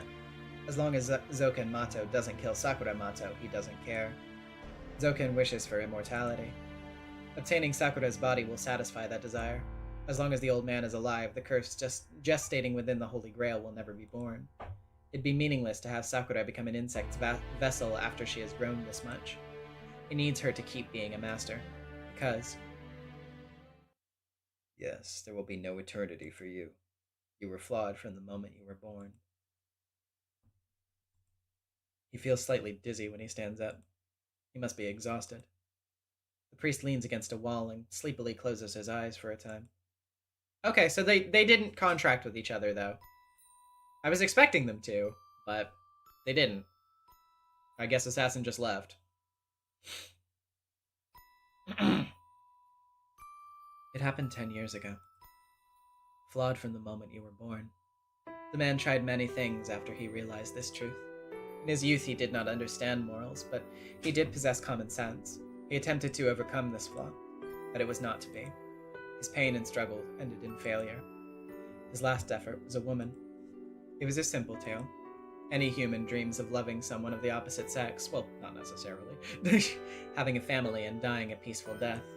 No one spurns that peace or fails to dream of it. He was no exception. Even if it didn't appeal to him at all, he decided that it'd be nice to have, and he loved a woman to obtain some measure of human-like happiness. He chose a woman with no future. She was ill, with only years left to live. Did he choose her because of that, or because he had no other choice? Even now, he's not sure why. They spent about 2 years together. The man tried to love the woman. The woman did her best to love him back, and she gave him a child. The outcome did not change. The man found happiness in his woman's suffering and his child's despair. The more he tried to love her, the more she suffered. To him, it was the only saving grace of their bond. The contradiction did not bother him. He's not even sure if she suffered. If he suffered. But the more the woman tried to soothe him, the more he found himself wanting to see her grief. She was a saint. She was frail, but he would have called her a saint. It need not be said how profound her faith was, and how well she understood his rage. That is why he nearly despaired. He would never again meet someone who understood him so well and tried to heal him, but even this woman could not fill the void within him. So there was no need to question his life any longer. He was born flawed. His birth was a mistake. He concluded that if he was a mistake, then he should disappear. He went to part ways with the woman before his death. He married her as an experiment, so he was obligated to let her know it was over. The woman loved Kotsumine. Kotsumine tried to love her, too. That's all there was to it. The end came all too quickly. I could not love you. He told her in a room surrounded by stone walls. The woman smiled on her deathbed. Her body, all skin and bones, could not even stand anymore. No, you do love me. Then she smiled and ended her own life. He didn't try to stop her. There would have been no point in doing so. The woman had a terminal illness. She would have died sooner or later. He knew that when he chose her. As her consciousness faded, the blood-soaked woman looked up at the man and laughed. See? You're crying, dear. Of course, he didn't shed a single tear. He only looked that way to her. With her death, the woman proved to him that he could love someone, and that his life was worth living. He left the room without saying another word and abandoned the Lord's teachings.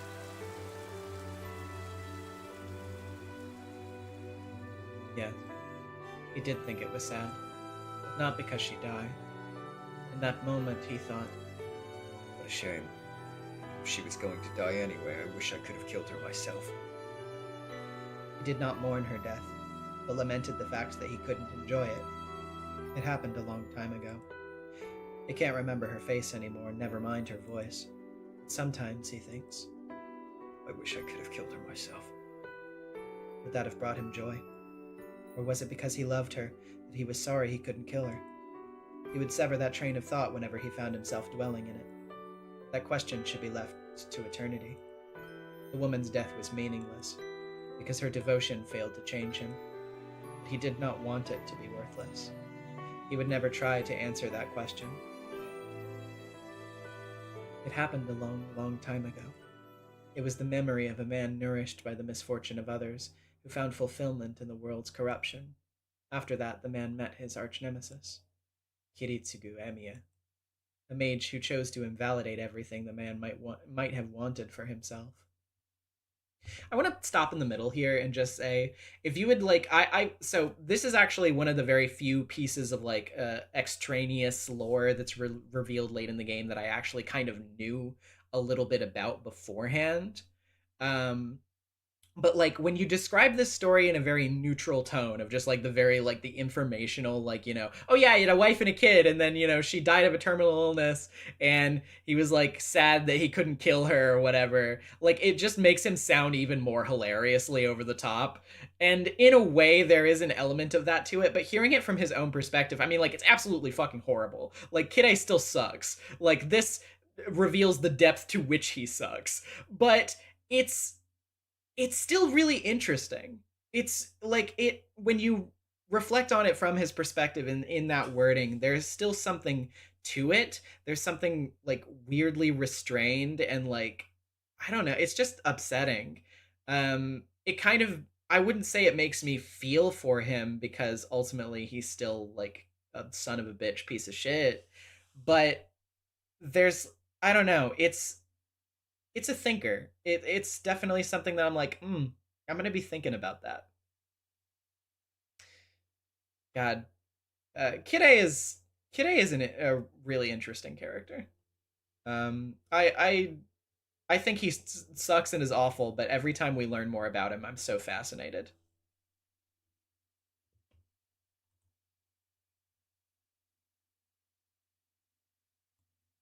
The priest opens his eyes. It seems he was asleep for a while. After confirming that his strength has returned, he begins walking to catch up to Shiroemiya. You're not going anywhere. No, you're going to die right here. The girl blocks his path. Oh, wait. That wasn't him saying that. You're not going anywhere. No, you're going to die right here. Ha! Hi, Sakura! Holy shit, look at her now! Oh my god! I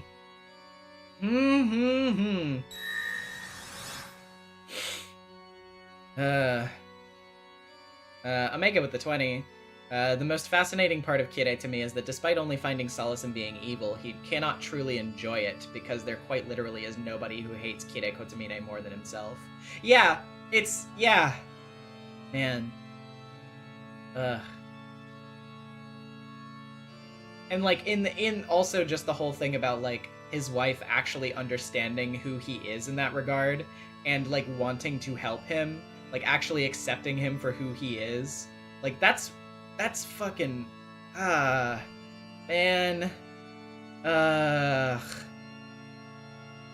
Anyway. She is completely changed. She is clothed in her own shadow. A dark magical energy cloaks her like a part of her own body. The sheer amount of her magical energy and her existence are no longer that of a human's. Her spiritual caliber has now reached the level of a pure heroic spirit, a counter-guardian. You've been completely corrupted, Sakuramato. Not just in your body. Not just in body. You could not have transformed this much without adapting your mind to the curse. So, you've accepted that you're a monster now. The priest denounces her even though he wished for it. He scolds her for becoming drunk on her own power. And what's wrong with that? But I didn't have any other choice, you know. Maybe I could have held out a little longer if people had been nicer to me. Oh? Held out against what? Myself. Father. I finally accepted that I hate the world. The Tosaka family who abandoned me. My sister who's different from me in every way, living a free life. My scary grandfather and my pitiful brother. This whole town that doesn't know my suffering. I can't forgive any of them. I know I'm just taking my anger out on them. But I can't help but imagine this, even though I know it's wrong. Yes. I wonder what faces they'll make when I teach everyone who's never helped me what it's like to be me. The girl smiles in grim delight. The priest is unaffected. He looks at the girl like something dirty. You've changed, Sakuramato. I see. Your nature was suited to the darkness. Yes, I've changed. I'm not the old Sakuramato anymore. That weak girl is gone. Everyone's always made me suffer. I'm just making them feel the same way. The girl who used to just put up with everything is gone. She giggles. Multiple personalities. Sakuramato is gone, replaced by a separate personality that was sleeping within. It's the only explanation for her wildly different, charming attitude. I gotta read this real quick from Cross with the 5. Mini ramble incoming, feel free to save for later. So, you're probably wondering if they put Sakura in unlimited codes, and they did. It's less a case of wanting her to oh wait, okay, that was a different thing, unrelated to that. But not regular Sakura, specifically the dark version. I get it as a roster choice, but she's unlocked by default and is a massive spoiler. On that, Unlimited Codes had an English release on PSP in 2009. The only English Stay Night release at that point was Dean Stay Night, which does not feature Dark Sakura at all. So if you played Unlimited Codes on release in English, you were Omega spoiled. Jesus Christ. Just to list the spoiler characters in Unlimited Codes: Gilgamesh Saber Alter, Dark Sakura, 2 Hollow Ataraxia characters, and the Fate Zero Lancer, who is the most broken character in the game. Jesus. But What do you mean? There's no need to hide it, Sakuramato. the priest denies her with a blunt sentence. What do you... I said you don't need to hide it. You do not have a separate personality. You've become drunk on violence since the mud swallowed you, but you're still the same Sakuramato. There's no need to invent a second personality as an excuse to show that you did nothing wrong. The girl's face stiffens. Is it true? The blackened girl grits her teeth and glares back at the priest. What are you? You're the one who did this to me! Her shadows writhe in concert with her loathing. They erode everything around her like a blaze. The speed with which her shadows cover the ground is nothing like before. I won't deny it. I allowed you to live so that you could become its master. You've splendidly lived up to my expectations, and now you're trying to give birth to Avenger. You've easily achieved something that I could not. It wasn't easy. You have no idea how much I've suffered. How much it hurts even now. I don't know, nor do I need to know. I'm not eccentric enough to listen to a little girl's whining. All right. That's fine. I don't want you to know either. I won't let you have pity for me that easily. Because from now on, I'm the one who's going to be showing everyone else. A cruel smile plays across her lips. The priest doesn't hesitate to retreat. He moves with the same swiftness that caught Zoken Mato in midair. He only takes one bound away. The girl is an amateur, despite her enormous magical power. It can easily get away from someone who lacks experience in both combat and magecraft. Foolish man. Did you really think you could run from me? She snickers. Instantly, the priest goes limp and tumbles to the ground.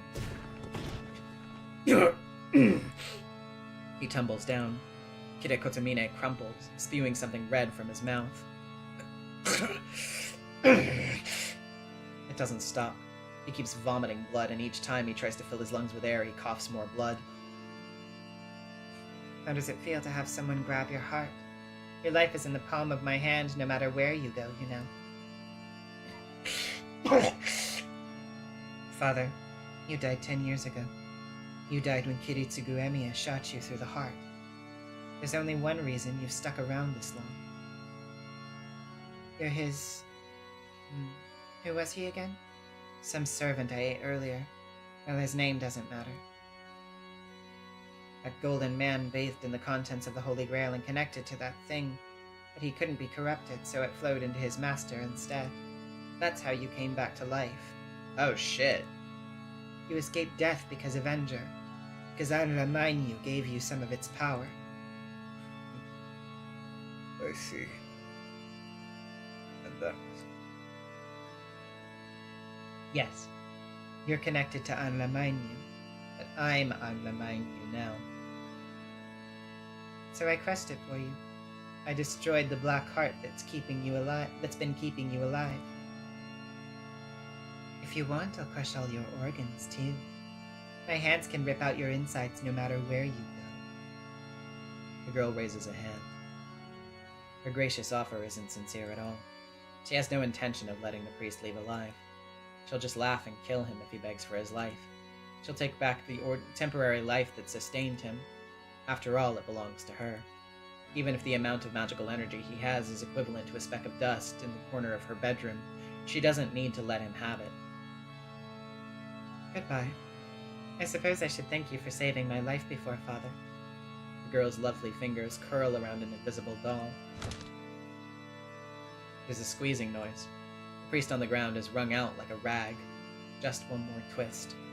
In less than a second, the priest will die completely. But just before that...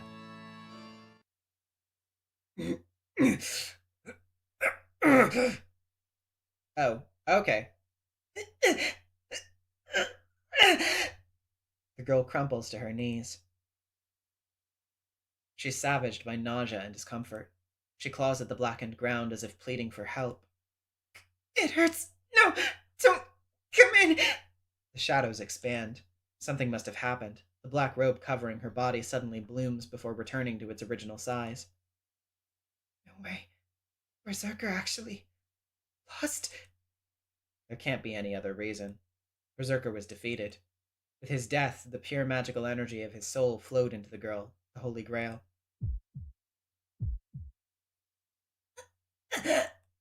Her mind twists. Sakuramato's personality is pushed further to the edge. There shouldn't be any more room, but a massive soul has her pressed against a wall. She'll disappear. She'll be gone for good. At this rate, Sakuramato will disappear. Before that... She remembers she meant to kill the priest and looks up. She curses herself for being too slow to follow through. It's fine. He'll die, even if I leave him. The ruins are empty now. All that remains on the spot where Kire Kotomine had been lying is his bloodied vestment.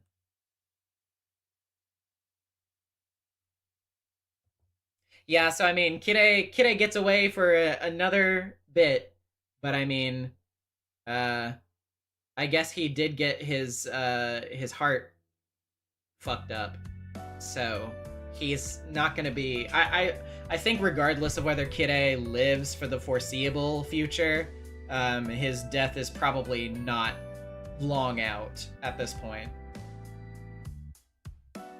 We reached the forest's exit sooner than I imagined.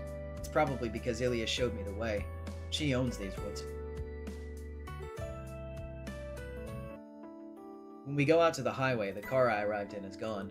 We start walking in the direction of the town and decide to flag down a passing vehicle to take us the rest of the way. Yeah, Kire's butler was like, "All right, I'm not staying here. I don't give a shit." I said butler, but not butler like driver or whatever. His chauffeur. Omega with the 2. The real question is who in the cast will survive. Good question. We start walking in the direction of the town and decide to flag down a passing vehicle to take us the rest of the way. Wounded and covered in mud, Ilya and I must look suspicious. Oh my god. Yeah, I do notice the music. Like, it's like it's weirdly cutting and... Huh, that's interesting. Run in front of a passing car to get it to stop, and then Ilya hypnotizes the surprised driver into taking us home. Wow. Never thought in my life that I'd hitchhike like a car hijacker.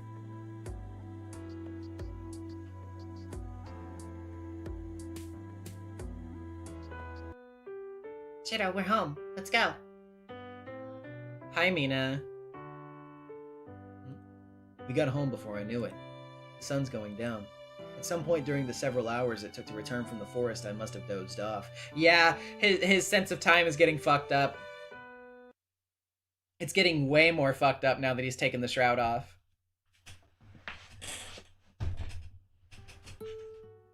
The sun's set by the time I'm back in the living room. The clock reads past 7 p.m. Something is wrong. Time's passing too quickly. It was barely sunset when I got into the house, but the moment I entered the living room, night's fallen. It's impossible. Ilya, isn't time passing too quickly? I talked to Ilya next to me. But Ilya isn't next to me. Ilya is... Dinner was delicious, Shiro. She's already in the living room saying something odd. Dinner? Yeah, I was surprised when you said we need nutrition first, but it was a good idea. You worked hard in the kitchen.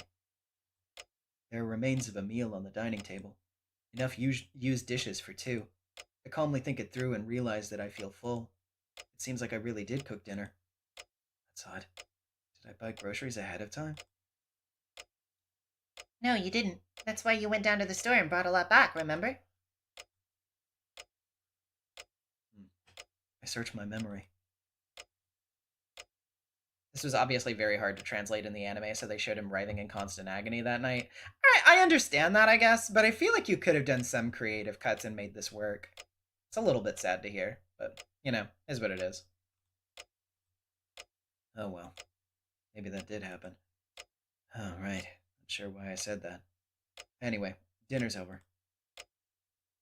Yeah, you just need to rest now, Shiro. Yeah, I should go get some rest. I'm gonna go change in my room. I want to talk to you about something, so wait here a little longer. I'll be right back. Ilya nods. I apologize and leave the living room.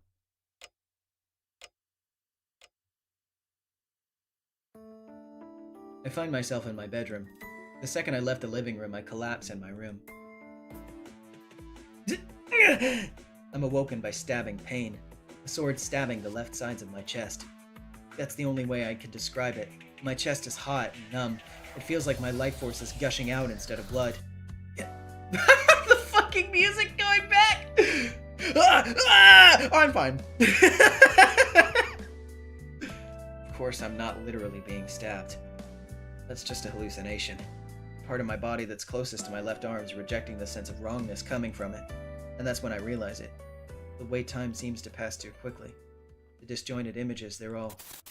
Oh, it's not my sense of time that's weird.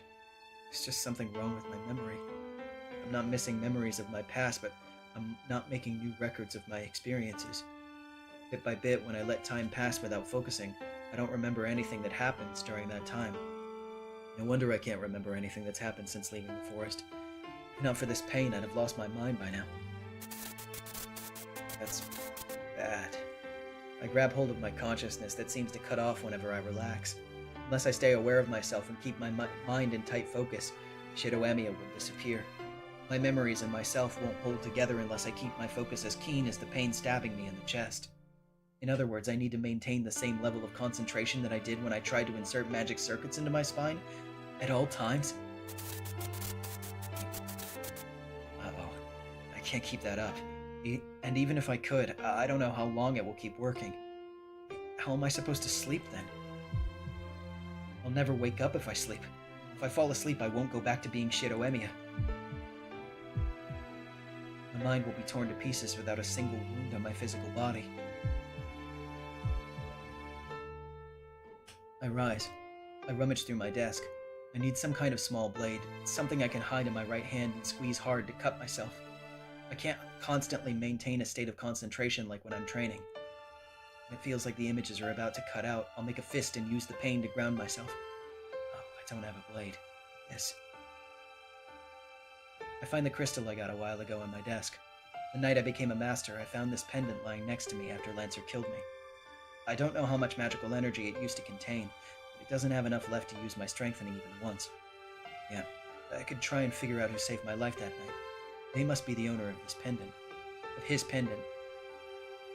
Or is it supposed to say his or this? I don't know. You can never tell with the typos in this fucking thing. We were the only ones on campus that night. I don't know how they saved me, but it was someone who didn't need a reason to help a dying person.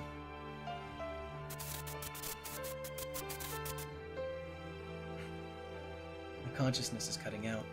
I'll figure this out later. If I think of fun or happy things, I'll relax and pass out. I confirm my fighting strength. I've broken the seal on my left arm. The holy shroud's still wrapped around it. All it does is take the edge off now. Kotomine told me that using Archer's arm would flip a switch. It's too late to do anything about it now. My body's still functional. Problems with my brain. I can keep going as long as I don't sleep. As for projection, I can probably use Archer's Bladeworks no more than 3 times. If it's just once, I can deal with it. Twice scares me a little, to be honest. The 3rd projection will be decisive. My mind might remain, but I have a feeling my body will self-destruct. I close my eyes and focus on my ears. I hear a hard grinding noise next to my heartbeat. Something has invaded my body from Archer's left arm. Each time I use Bladeworks, I lose control of his reality marble and create unlimited Bladeworks inside my body instead of outside it. I don't want to think about the consequences of that. I'm gonna get stabbed from the inside by 1,000 swords and die. Just kidding. I'm not going to kill myself. The situation is desperate. I've more or less accepted that. I just need to break out of these straits. I won't die and I won't kill myself. Sleeping and never waking up? It's just a cowardly delusion. I'll be saved. Once I do what I need to do and end all of this, I'll be saved. There's no point to it otherwise. I said that I'd protect Sakura no matter what, so I can't go dying on my own. Yeah, I should contact Tosaka first. There's no time. Gotta hurry over to Tosaka's house. I wonder if Kotomine is safe. Now that I've rescued Ilya, he'll probably go back to his usual stance. I don't want his help, I promised. It's past 9 o'clock. I meant to be right back up, but it's been 2 hours. Right back, but it's been 2 hours. Sorry for making you wait, Ilya. I want to go to Tosaka's house. Let's go together. Rin's house? I don't mind, but why? Well, we need to regroup with her. I want to know how she's doing, too. Kotomine said she'd recover by tonight. I can't trust what he says. If she's in trouble, we need to help her. That's fine, but Shiro. Ilya points at the wall. Oh. I'm happy you care. I'm fine, as you can see. But if you were that worried about me, I wish you would have stopped by my house after you left the forest. Tosaka! When'd you get here? Just an hour ago. Ilya told me what happened in the forest. Tosaka is in a bad mood. Now she's positively furious. She must be upset that we went to the forest without her. I didn't have much choice. I thought it was a race against time, and Ilya was in actual danger. Right, Ilya?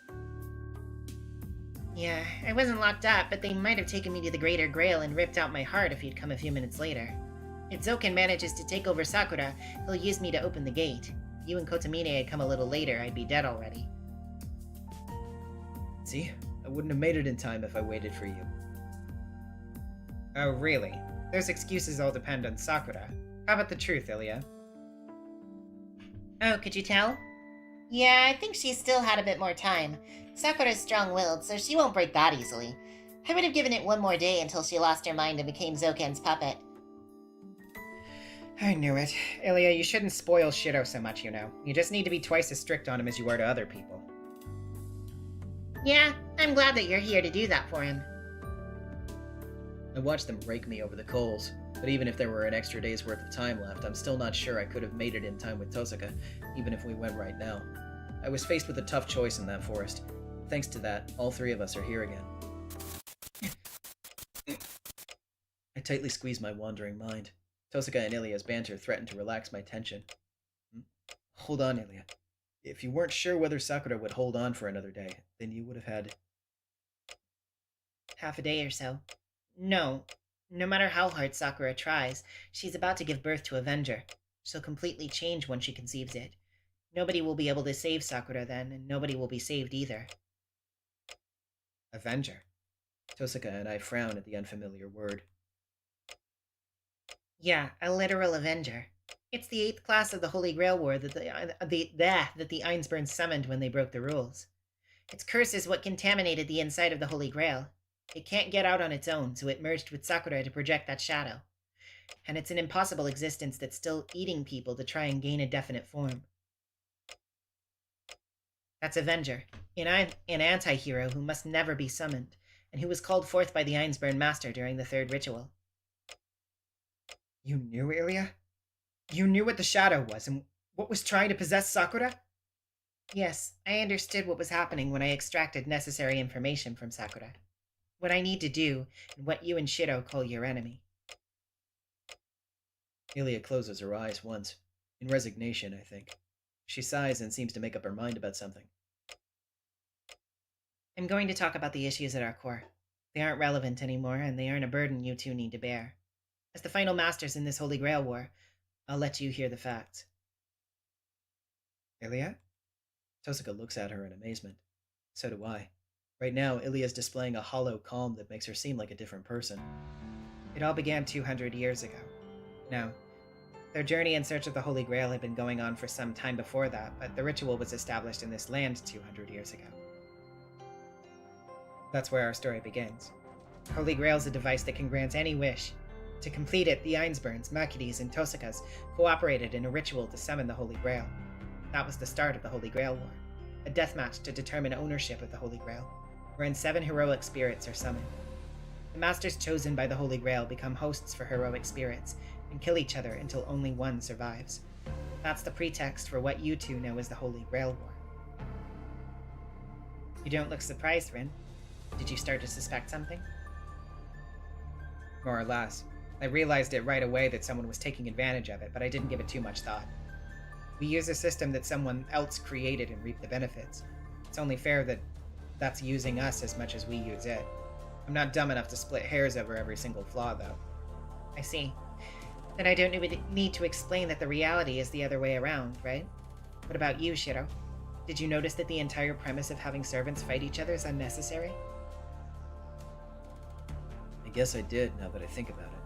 Servants are summoned by the Holy Grail. Heroic spirits are summoned as tools to test the worthiness of those chosen by the Holy Grail. To obtain the Holy Grail, the summoned heroic spirits make contracts with hosts, masters who will anchor them to the mortal world and fight to defeat all of the other Grail Seekers. If that's all it was, then I might have looked past it. When I learned that defeated heroic spirits are absorbed into the Holy Grail instead of disappearing, I started to have questions. Heroic spirits, servants, the components used to select the worthiest master for the Holy Grail. Omega Records with the 5. Avenger, the 8th servant, lying hidden somewhere in this city. The one they call the heroic spirit of vengeance. Watch out for him. God damn it. This fucking joke will never die. So where are they stored in the Holy Grail once they've served their purpose? You're saying that the Holy Grail War only needs the heroic spirits and that the masters are tools to summon them? Yeah. In the Holy Grail War ritual, masters are nothing but receptors for the servants. As long as they can summon the servants, it doesn't matter if they all die afterward. Only the heroic spirits are needed to complete the Holy Grail.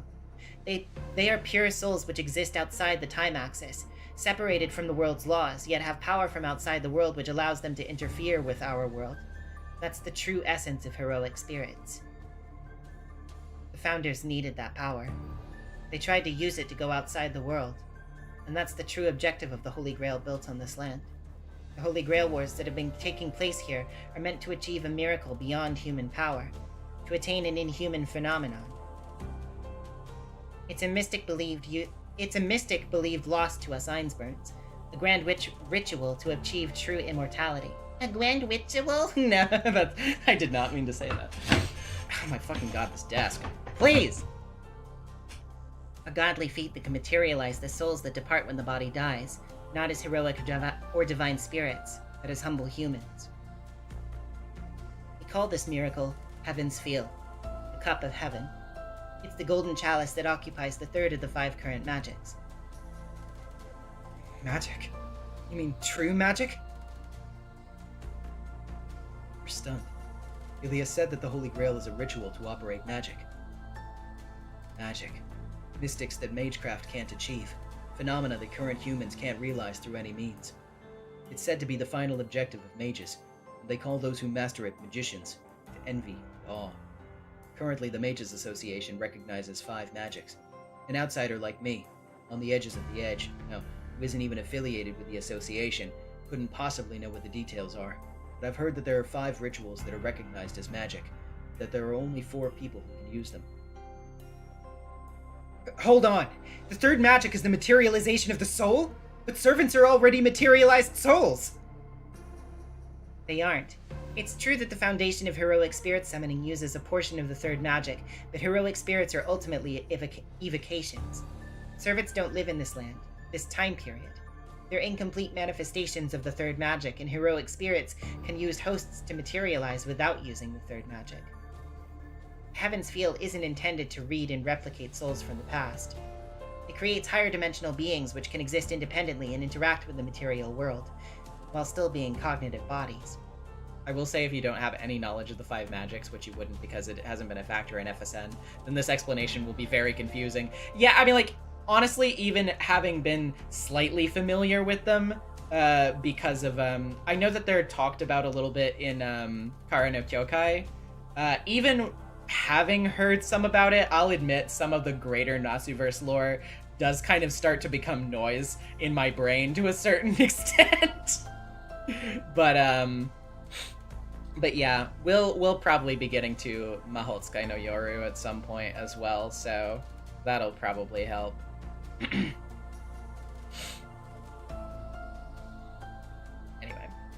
Creates higher dimensional beings which can exist independently and interact with the material world, while still being cognitive bodies.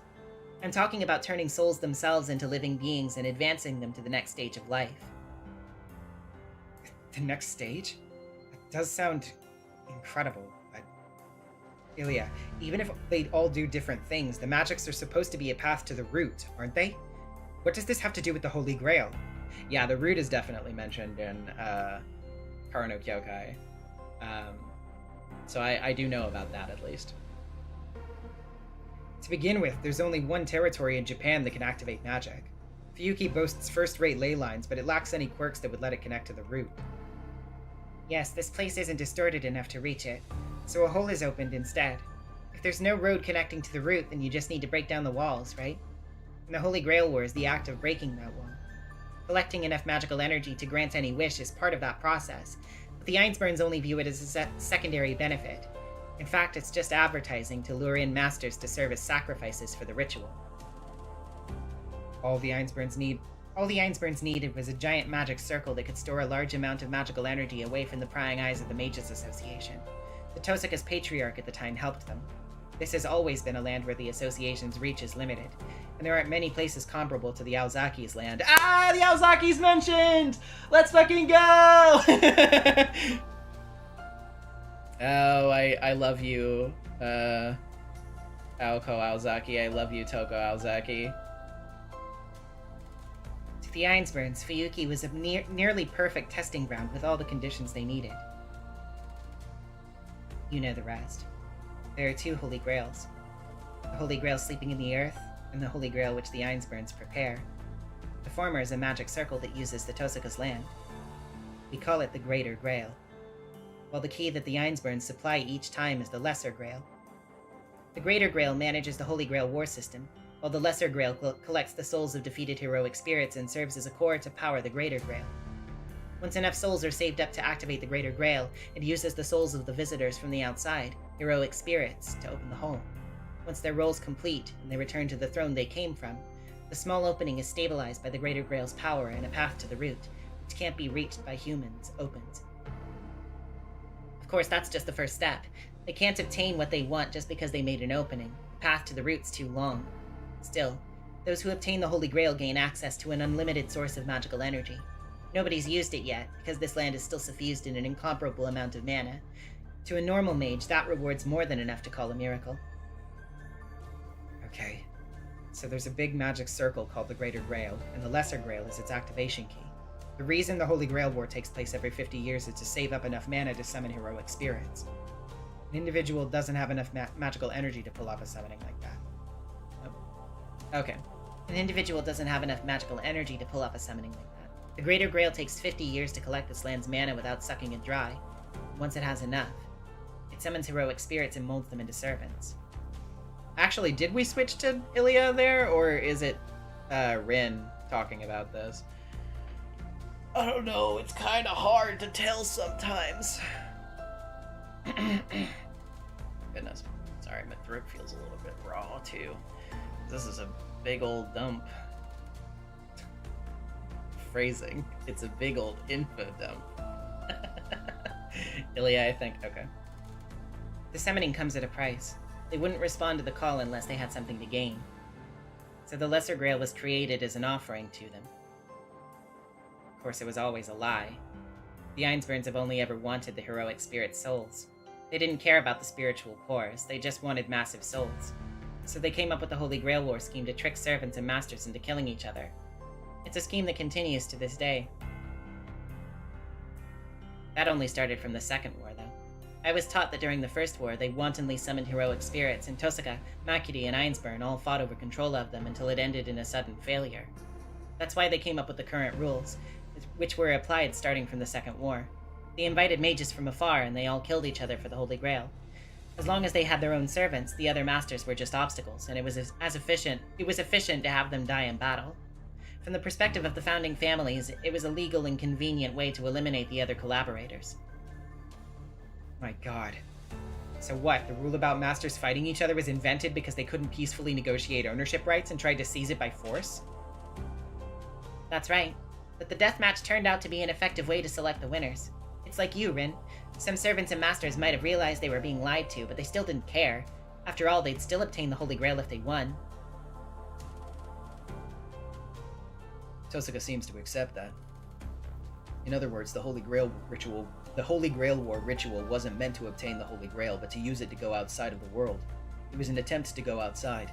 According to the studies of the arcane, the power is said to be the pinnacle of dimensional theories located outside of this world. It's called the Swirl of the Root, and its coordinates are believed to be the origin of all things. It's said to be the seat of the gods, the alpha and omega of creation, where everything in the world is recorded and everything in the world can be made. Who cares about all of that, honestly? My old man might have understood how important it was, but it has absolutely nothing to do with me. What's important is how it concerns the identity of the thing possessing Sakura. Ilya, I don't care about the true goal of the Holy Grail War. You said yourself that it isn't relevant to us. More importantly, tell us about the thing you mentioned earlier.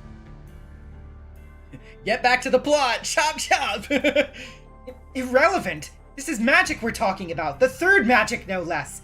It's a taboo of taboos which the association's kept under wraps forever!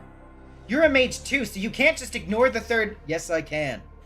Come on, Tosuka, what are you thinking? This isn't the time to talk about some ritual that won't work anyway. Oh yeah? There's your proof that it won't work. Look, I don't know why, but nobody's ever won the Holy Grail War, right? So something must be wrong with the way the ritual works. Besides, how else would you explain Sakura? The Holy Grail's a path to magic. Are you saying that's what's happening to Sakura is magic too? Tosuka goes quiet. That seemed to have struck a nerve. Ilya, why did the Holy Grail War turn into this? Kotomine mentioned that there's something inside of the Holy Grail. It's gotta be that Avenger thing you mentioned. Is it inside the Holy Grail? And inside you or Sakura, but the Greater Grail? Oh, so Kotomine knew. He's a mage who was tainted by Avenger, like Sakura. He's probably known all along what was inside the Holy Grail. Huh? Kira is like Sakura? Yeah, the rest of this concerns both of you. It's what Zoken's trying to acquire and what changed Sakura. I'll tell you about the thing lurking in the Holy Grail, which contaminated the souls of the heroic spirits, which are comprised of neutral power. Its class name is Avenger.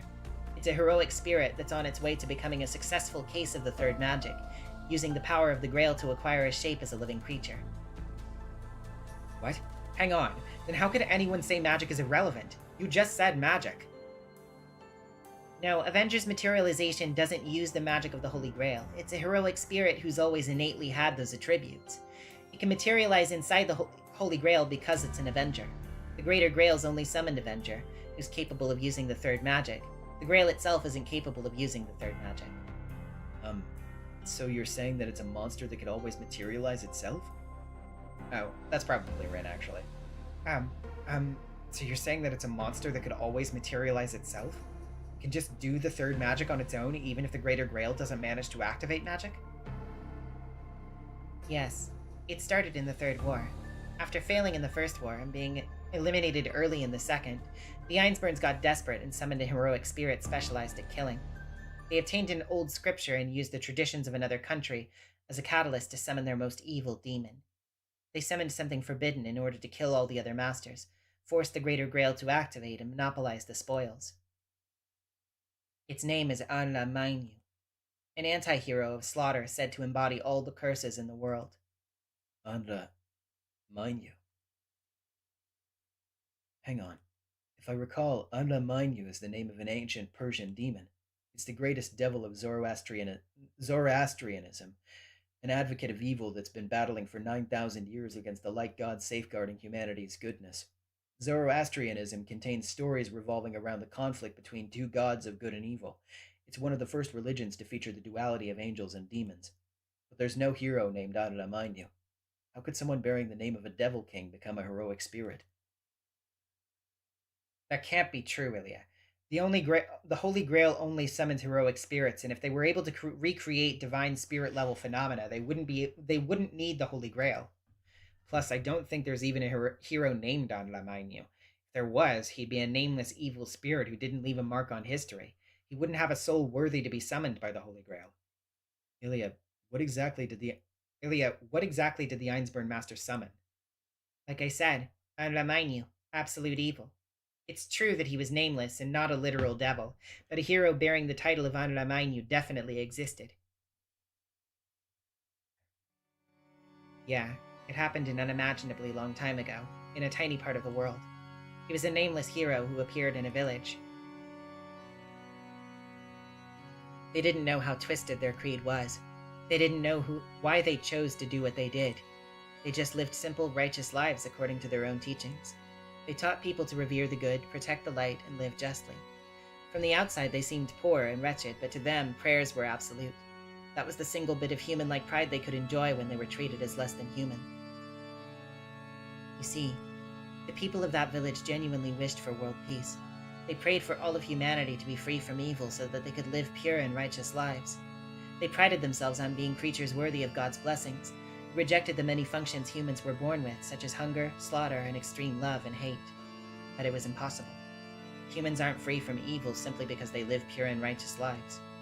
Evil has always existed. They needed a way to sever themselves from it. So, they took measures.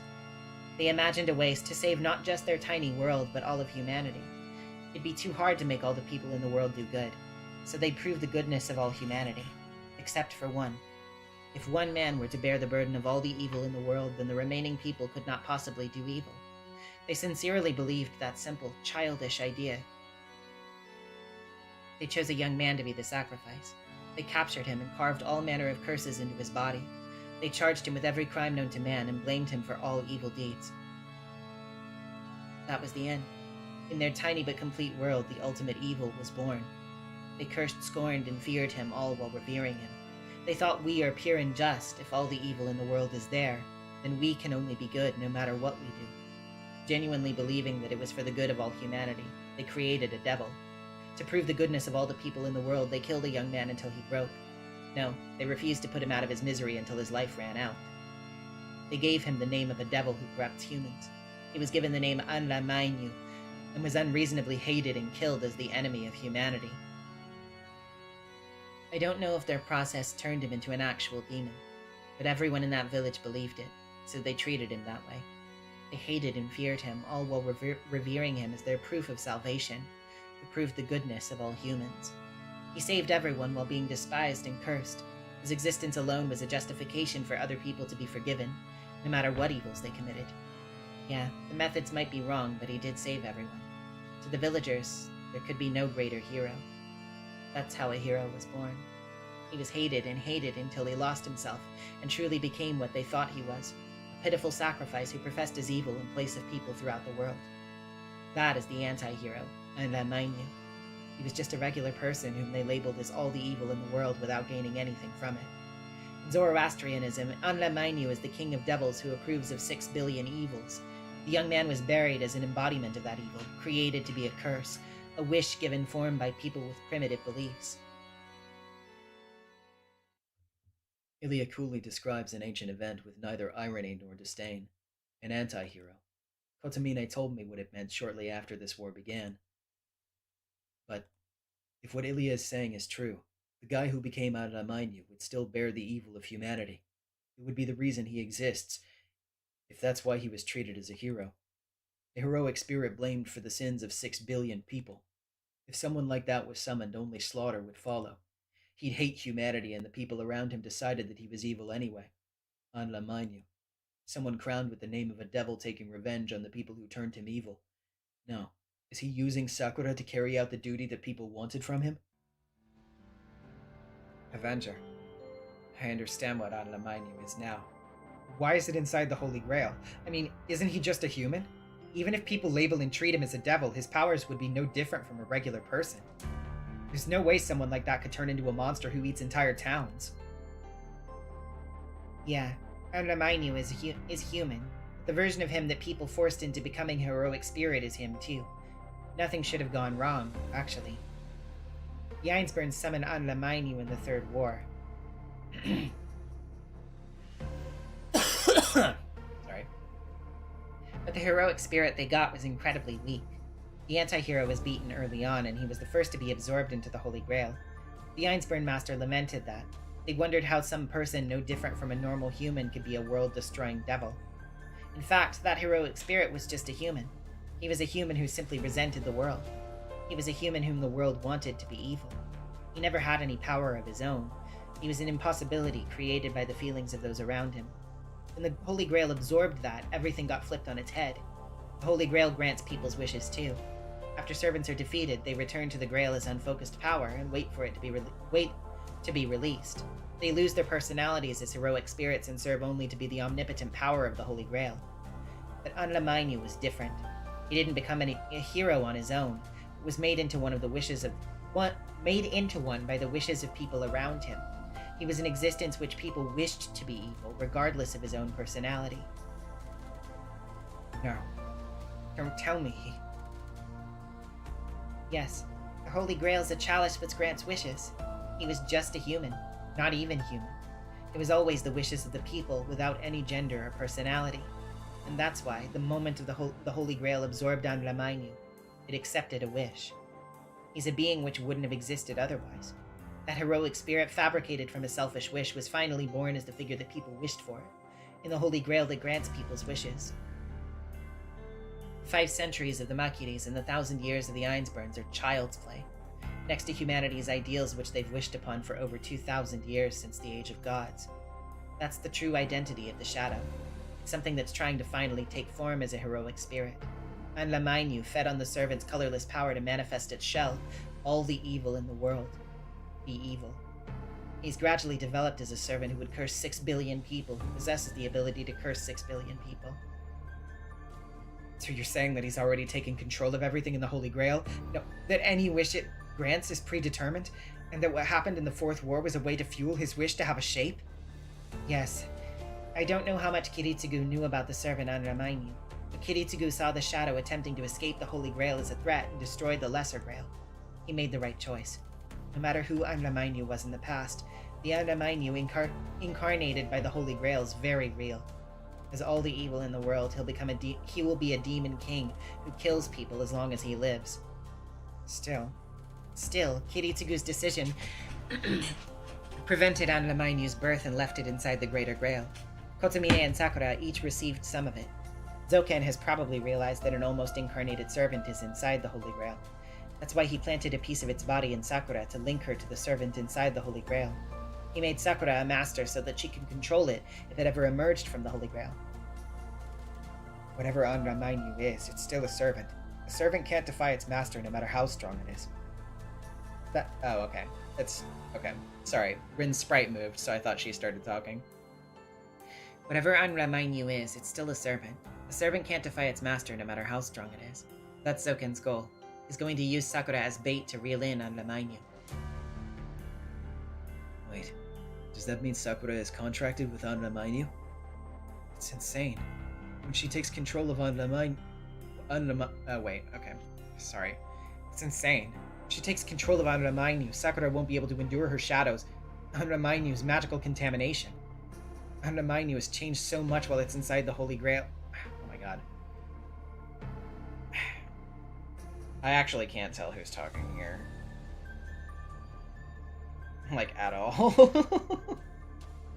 I wouldn't have thought that Ilya would start off the sentence as "that's insane," as if reacting to it.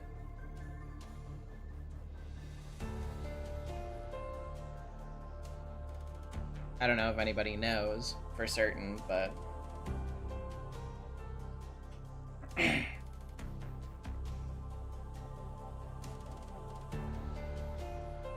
Do I have any water, actually? I don't. I think this is Ren. Okay. I thought that it was Ren, but I just wanted to be sure. Because some of the things sounded like something Ilya would say. Omega with the 2. Now you're living the Shiro experience. I truly am. Sakura won't be able to endure her shadows under Mainu's magical contamination. Anramainu has changed so much while it's inside the Holy Grail that Sakura's personality will be erased the moment it comes out. If that happens, she won't even be a master. That's the point. Zoken doesn't care about Sakura's personality. He values her body, which is connected to Anramainu. He plans to take over her body once her personality is gone. You probably don't know that the core worm containing Zoken's soul can turn any human body into his own. That's how he's lived this long. To Zoken, Sakura has always been an eventual host for him to take over. What will happen then? The thing that's possessing Sakura. If Sakura is changing because of her contract with the servant, then... Zoken abducted me because he has no intention of making Sakura open the gate. He plans to make me fulfill the function of the Lesser Grail while he takes over Sakura, who's become Anramainu's master. Then he probably plans to take over the imaginary monster Anramainu once it succeeds in the third magic and materializes its soul. It's like a human's greed degrading a perfect god into an imperfect one. By definition, a god is born when it's created by the wishes of humans, while not influenced by human will. Well, you can guess that any god would become a devil when Zoken rubs off on them. Maybe that's why Kire was so hostile to Zoken. I get it now. Is that a good enough explanation for you, Shido? Tosuka's voice brings me to my senses. Don't harm me. We know our opponent's identity, and we know Zoken's endgame. There's no need to talk it out with them now. No need to talk it out, huh? She's right. The thing inside the Holy Grail. If it comes out, it'll cause the same tragedy as 10 years ago. No, it won't end there. If we let this happen, countless people will be killed. Yeah. The thing Sakura gave birth to will take many, many lives on her behalf. That can't be allowed. We just need to stop it. No matter the cost, I won't let Sakura shoulder the burden of any more lives. We'll stop on Namanyu. We'll end this war before it can emerge from the Holy Grail. Looks like you agree. You have to fight and win. There are 2 ways. Oh, okay. That's probably Ilya still, actually. Looks like you agree. You have to fight and win. And there are 2 ways. Before Anlamanyu comes out of the Holy Grail, we can either kill its master or destroy the Greater Grail. The first way is a surer bet. We can count on Sakura and Zouken trying to stop us from destroying the Greater Grail. We won't be able to avoid them if we go that route. In the end, it'll be easier to defeat Sakura, the master. Yeah, we'll fight Sakura and separate her from Anlamanyu. That's the fastest and simplest way. Oh, okay. That was actually Shido. I wouldn't have expected him to say that. Also, let me read this from Philip real quick. With the 5. Anlamanyu puts Sakura's corruption into perspective. Kirei is right in that she doesn't have a second personality, but he's also wrong that this is who she is. Being corrupted by the Grail takes the real trauma of a person and twists it from the perspective of Anlamanyu. So Sakura goes from why is this happening to me to why does everyone hate me? Because Avenger himself was unfairly hated by everyone in the world. That's an interesting perspective. Yeah, like I had been thinking about that when they started describing his backstory, but yeah, that's interesting. Yeah. Fight Sakura and separate her from Anlamanyu. That's the fastest and simplest way. Wow, Shido. I thought you'd be against targeting Sakura. You don't have a choice right now. If Anlamanyu is what Ilya says it is, then there's nothing humans can do about it. Once it gets out, we've lost. So we need to try the quickest and surest way. Also, we can fight. Do you know where Sakura is? No problem here. Based on what Ilya said, the Greater Grail can only be in one place. Isn't that right? Yes, Rin. Zouken's returned to the Greater Grail to prepare for Anlamanyu's birth. The sunken ley lines, 200 years ago. The 3 families chose the cavern beneath Ryudo Temple to begin their work. That's where Anlamanyu is being conceived. Beneath Ryudo Temple. That's the world where Sakura is. It's the final destination of the Holy Grail War, where we're headed. I sigh quietly and slightly relax my focused mind. The cold touch of the pendant in my right hand helps me collect my thoughts. We're going to fight Sakura. I meant what I said to Tosaka. But our ways of fighting are different. Tosaka probably means to finish this by killing Sakura, but I'm going to find a way to end this war and let her live. I jolt out of my reverie. A heavy pressure that makes it feel as though the air has turned to water covers the building. It's Sakura! Oh, okay. I thought, yeah. The instant we feel the shadow's menacing aura, we run out into the yard. I see. We go out into the yard. The entire world's cloaked in shadow. My entire body shivers with mind-numbing awe and fear down to my fingertips. The black shadow's before us. If it wanted to, it could crush us along with the entire house. The difference in power is clear. It's transformed into a state unlike anything we've seen. That shadow does nothing. It isn't Sakura, but the shadow shaped like her. The real Sakura is underground, beneath Ryudo Temple. The thing quivering in front of us is a false image modeled after her. Couldn't even bother to come in person, huh? You've gotten a big head in the short time since we've seen you. Short time we haven't seen you, Sakura. I'm not sure if it isn't hearing Tosaka's taunts, or if it can't hear our words at all. Sakura's shadow sways in the moonlight. It looks terribly lonely. Its eyes are definitely looking at me. Senpai, it says. It looks so meek that it might actually respond like Sakura always does if I hold out my hand. But I don't. I know what I have to do. I can't call out to Sakura and risk weakening my resolve. I look away. Sakura's shadow seems hurt. Did you hear everything from Ilyasvale, Ne-san? The shadow faces Tosaka, speaking in a cold, scornful tone. I did. We know what's possessing you, and the abilities of the thing about to be born from the Holy Grail. So Sakura, let me ask you this. Do you plan to cut your ties with Anlamanyu? Tosaka's voice sounds the same. Her voice is cool, condescending, and thoroughly unimpressed. No. I said the weak me is gone now, remember? I suffered so much for this power. I don't want to leave it, nor can I. This is the only way for me to live. Okay, one more question. How's your precious servant coming along? Ilya said it should be almost ready, but how do you feel as a mother? Is it outside already? Of course not. If that thing comes out, it will devour the entire town in a flash. I won't let that happen. Senpai is still here. So as long as I'm here, I won't let that child out. Oh, so we don't need to rush. As long as Shiro's with me, you'll keep Anamanyu in check. Isn't that nice, Shiro? Sakura's still doing just fine. Stop messing around. You know I can't hold on much longer, don't you? You need to take Senpai and run. I don't have much time left. I don't know when I might disappear. Tonight might be the last night I stay myself.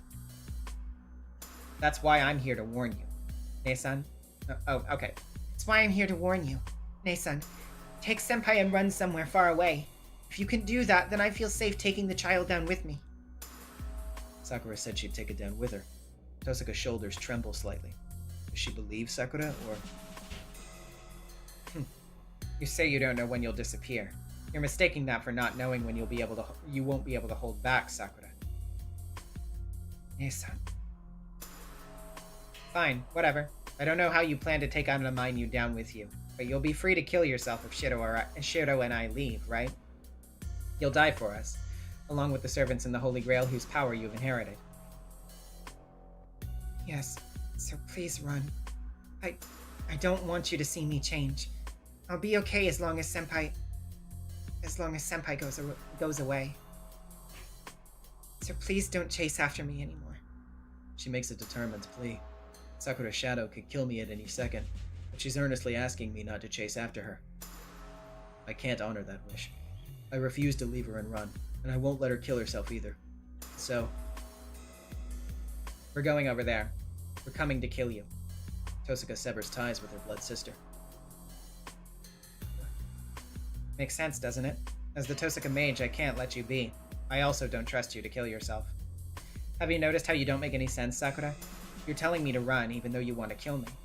Honestly, you're such a goody two-shoes in front of Shiro. What did you say? Now that's a nice face. You should have warned that from the beginning. Is that all you came to say? Then get out of here. Take your time. We're coming for you soon. Listen, Sakura. I'll be the one to kill you and no one else. Tosaka declares in a gentle voice. The shadow quivers. For a moment, Sakura's projection freezes like a statue. Yes. I'll be waiting for you, Lisa. She lets out a lurid giggle and disappears. The shadows covering the house are gone. Only Tosaka and I are left standing in the yard.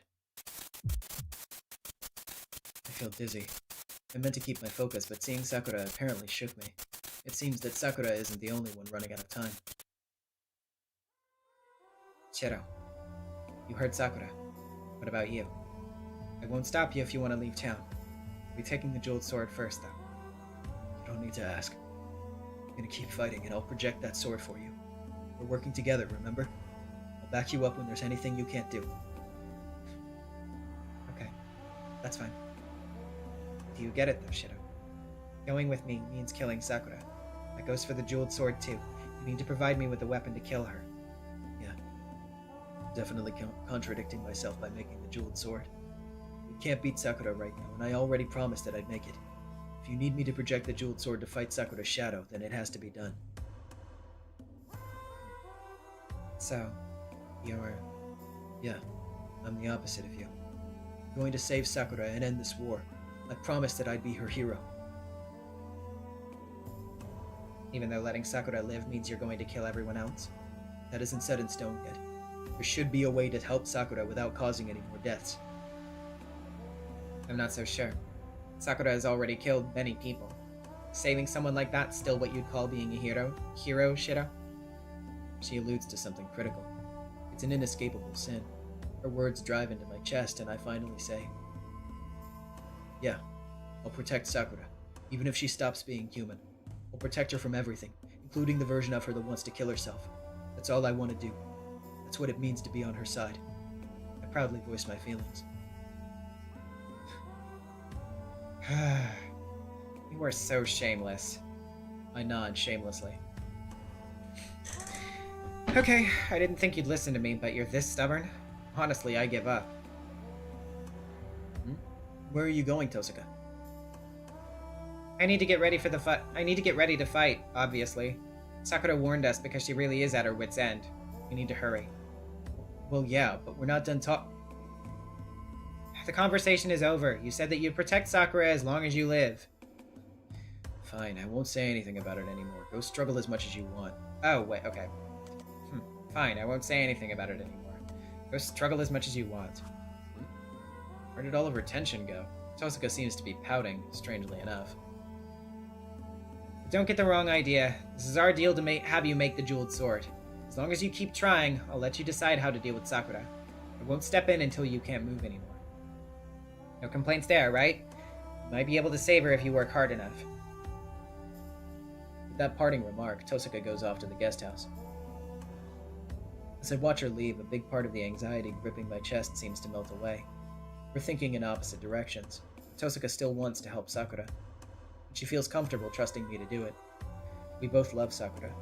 I think Tosuka will be able to help her start over.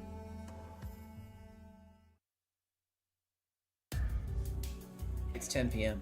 Tosuka said that we were going to prep until midnight and then head to Ryudo Temple. Now, I'm going to have you project the jeweled sword. How are you feeling? Can you project it while keeping Archer's arm under control? Oh, right. Ilya hasn't told Tosuka that I took off the Holy Shroud. I think I'll manage. Ooh, that's reassuring. The rest is up to you and Ilya. I did my best to find you an Azoth blade similar to the jeweled sword, and Ilya will be supporting your projection. If this goes well, we won't be able to replicate the original, but we should get something with about half of its power. Tosuka hands me a dagger. This is a knife for use in rituals. It looks well used. I wonder if Tosuka favors it. But not just that, even I can tell that it's charged with a massive amount of magical energy. It might just be a small handful compared to the shadow cloaking Sakura, but it's hundreds of times my own capacity. This thing is amazing. Were you hiding a secret weapon like this the whole time? Of course it's amazing. I transferred all the jewels I have left into it, so it has 10 years worth of my magical energy. Tosuka pouts, like she can't bear to let it go. Knowing Tosuka's personality, she might be someone who's really strict with money. Setting that aside. Are you sure, Tosuka? That means you won't have any reserves left. I know you weren't in top condition, so can you still fight? I can still jump and run around, so I'll manage. I still haven't recovered enough power to use Magecraft, though. Wait, then you shouldn't... Don't worry about me. It won't be a problem if you can pull this projection off. That sword has extraordinary power. It even stopped the moonfall. I'm not sure what she's talking about, but Tosuka seems confident. I guess I don't need to worry then. Let's get started, Shido. It'll take time to project that sword even for you. It'll be midnight if we don't start soon. Yeah, let's go back to my room then. You need a quiet place for the best chance of success. Tosuka beckons us to follow her to the living room. Oh, hold on. I'll project it in the shed. I want to be alone with Ilya while I do the projection, so go wait in your room, Tosuka. Why? If something goes wrong, shouldn't I be there to back you up? That won't be necessary. You'll actually just get in the way, Rin. Shido's easily distracted, and the biggest distraction would be if you tripped in front of him. That's rude, Ilya. Tosuka groans grumpily. She doesn't deny that she's the person most likely to make careless mistakes. Alright, I'll wait outside the shed. That's fine, right? I guess it has to be. That's the most you can compromise.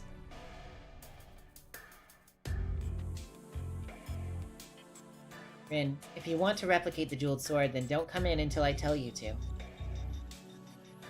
If you want to replicate the jeweled sword. Jesus Christ, these typos. I'll call you if it seems like an accident is about to happen, but unless that happens, stay outside no matter what. Persistent, aren't you? I said I get it. I won't go in even if Shido screams.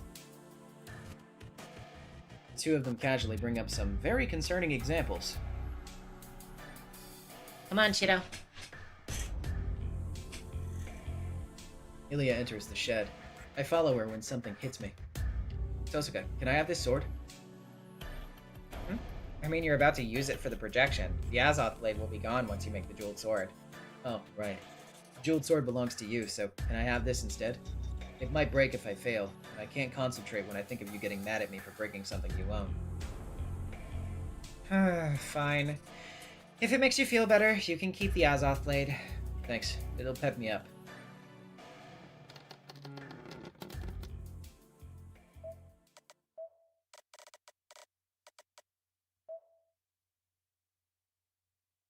I assumed that was it, because I didn't add anything down here, but...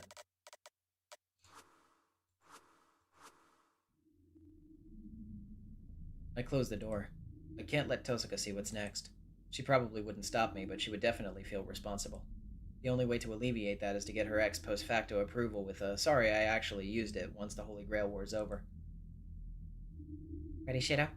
I shouldn't need to explain the process to you, since you released Archer's arm. I gulp and nod. Ilya tells me to sit on the floor and I follow her instructions. But Ilya, from what I've seen, Archer only projects specific weapons. I don't have any information about the jeweled sword. Even if I have blueprints in a similar example, I can't replicate it. I know. I'm going to have you search the records inside me. I haven't personally seen it, but there's a record of the jeweled sword inside my mind. We met the Tosaka's Grandmaster when we created the Greater Grail. I'm sure she saw the Wizard Marshal's sword back then. Wait, you mean... Just close your eyes. Stay still. I'm gonna send your consciousness somewhere else. I did it before, remember? I'll send your sight inside me where you can analyze the jeweled sword. Once you're inside, I'll unbind your left arm. Your arm's going to invade you at the same time while you travel 200 years into history. Keep a firm grip on yourself and try to finish the projection as quickly as you can. Ilya's voice is shaking. I can feel her arms trembling as she hugs me from the front, too. I'll take you until we find the jeweled sword, so you just need to still your breathing. Don't get distracted. Don't look at anything you don't have to. You just need to draw out the Zelrech. Space shatters. Is it because all 5 of my senses plunge into Ilya's internal records? Or because she undid the binding on my left arm?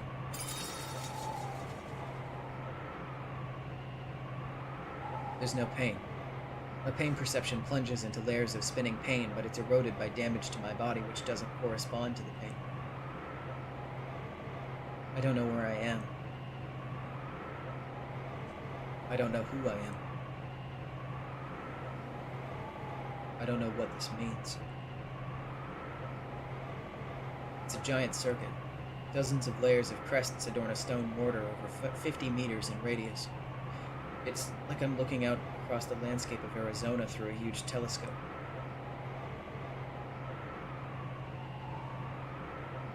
Oh shit. The circuits stretch out in multiple layers. They circle around in geometric patterns. A pale girl stands in the middle of that beautiful spiderweb. Her name is Justice. Justice Lizrik von Einsborn. She is the mage who established the Holy Grail War on this land. The Archmage revered as the Winter Saint, accompanied by Zoken Makiri and Nagato Tosaka. The Greater Grail is active. Justice acts as the key, attempting to recreate an ancient magic. Without her, the Holy Grail would only be a Holy Grail. Heaven's Feel requires her will. The old man's well aware that in Makiri's or Tosaka's hands, it would be nothing but a wish granter. My field of vision shrinks. The world zooms in. I cut my consciousness off from the excess. Because I cut my mind, my body becomes half its size. From the lower perspective of my shrunken body, the world is far too big. Eventually, I won't be able to see anything. How the 200-year-old ritual was created doesn't matter to me. I'm only here to see one thing. I contract my awareness again, focusing on the sword an old man is holding as he watches over the Greater Grail and its affairs. That's the original. A ritual dagger with the jewel for a blade. It glitters like a kaleidoscope, searing my brain and my eyeballs. I comprehend it in a single glance. I understand that I cannot understand it. All I can do is imitate the shape. I can only analyze its structure, project it. What magical theories are woven into it? I use Archer's arm and mobilize the entirety of the heroic spirit Emiya's knowledge, but the old man's dagger is an unexplored law of the world. It's from an alien planet. No, an alien solar system. Huh? What? What? Which servant just got updated? Hello?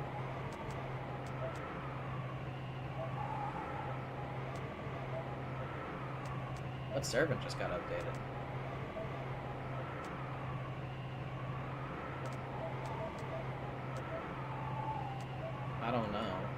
That's scary.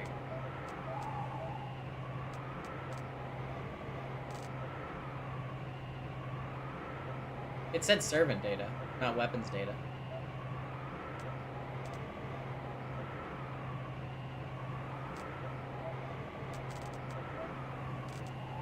I don't know. Weird.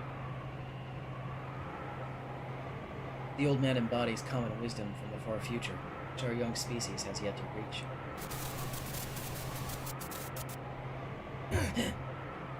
I'm repelled. I can't let myself be repelled. I can't reach it. I must reach it. I reach out. I reach out. I reach out. Scorched eyeballs and cerebral nerves. I reach out dozens of meters. I reach. That's enough! Come back, Shido! Ilia's voice echoes. Not yet. I haven't even touched it with my fingertips. How am I supposed to leave like this? How can I leave after witnessing a miracle? A singularity? Give up! Do you want to fade away, Shido? Reach it. Reach it. Reach it. Reach it.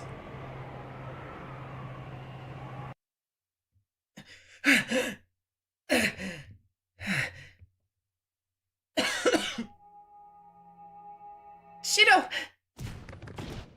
I jump up, or something pushes me up. I float in the air and hit the ground.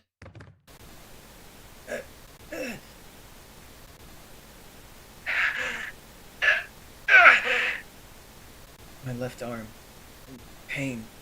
My tongue, fingers stiff, shaking keeps...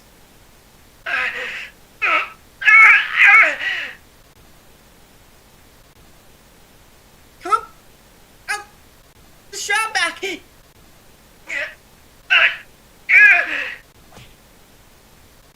huge kitchen knife stabs me in the side. Pisses me off, so I push away whoever was holding the knife. Ouch! I realize that I just punched Ilia.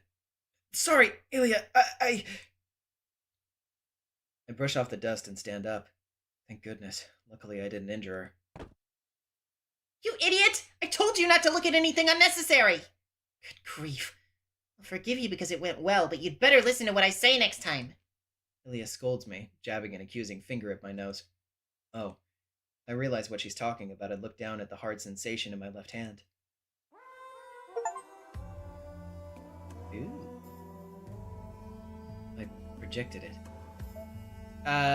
Maybe was the thing just like... No? Okay. Still doesn't show up here either. I don't know.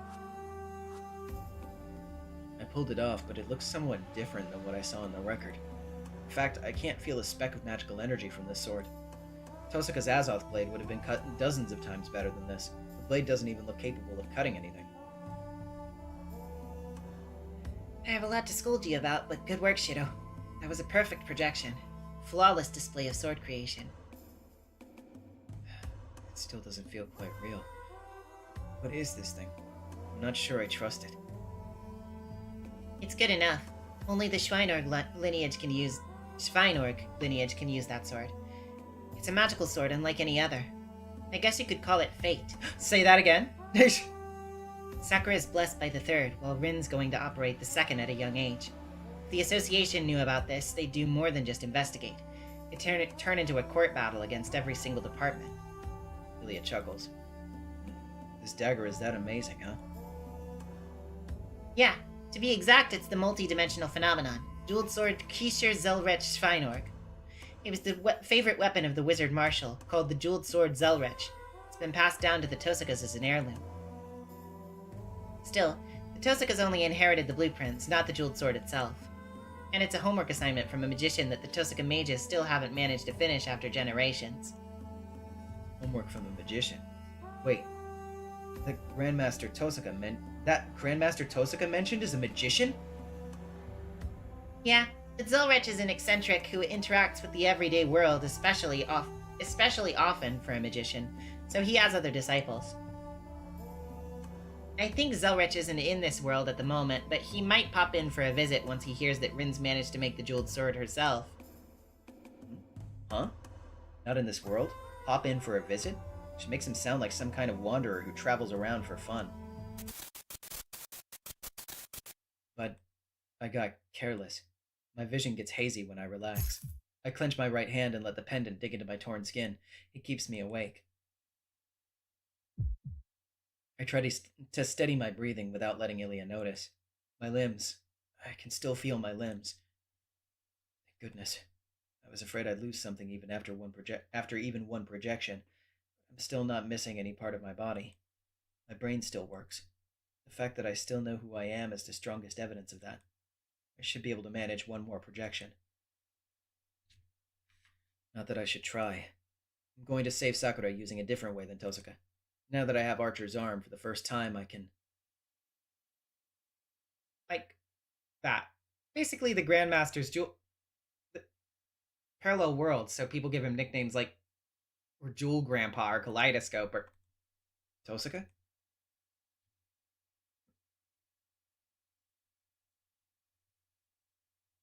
I can't make out what she's saying. It's not that I can't hear her, but Tosuka is saying words I don't understand. She's using strange words and holding something scary in her left hand. Tosuka's holding a sword I've never seen. Never seen? That can't be right. I just projected that, I think, and my left hand is empty, which means I must have given it to her. Shido? You've been... Are you sure? Projection? I feel a terrible chill. My memory is going away. I can't remember. My understanding doesn't match the details.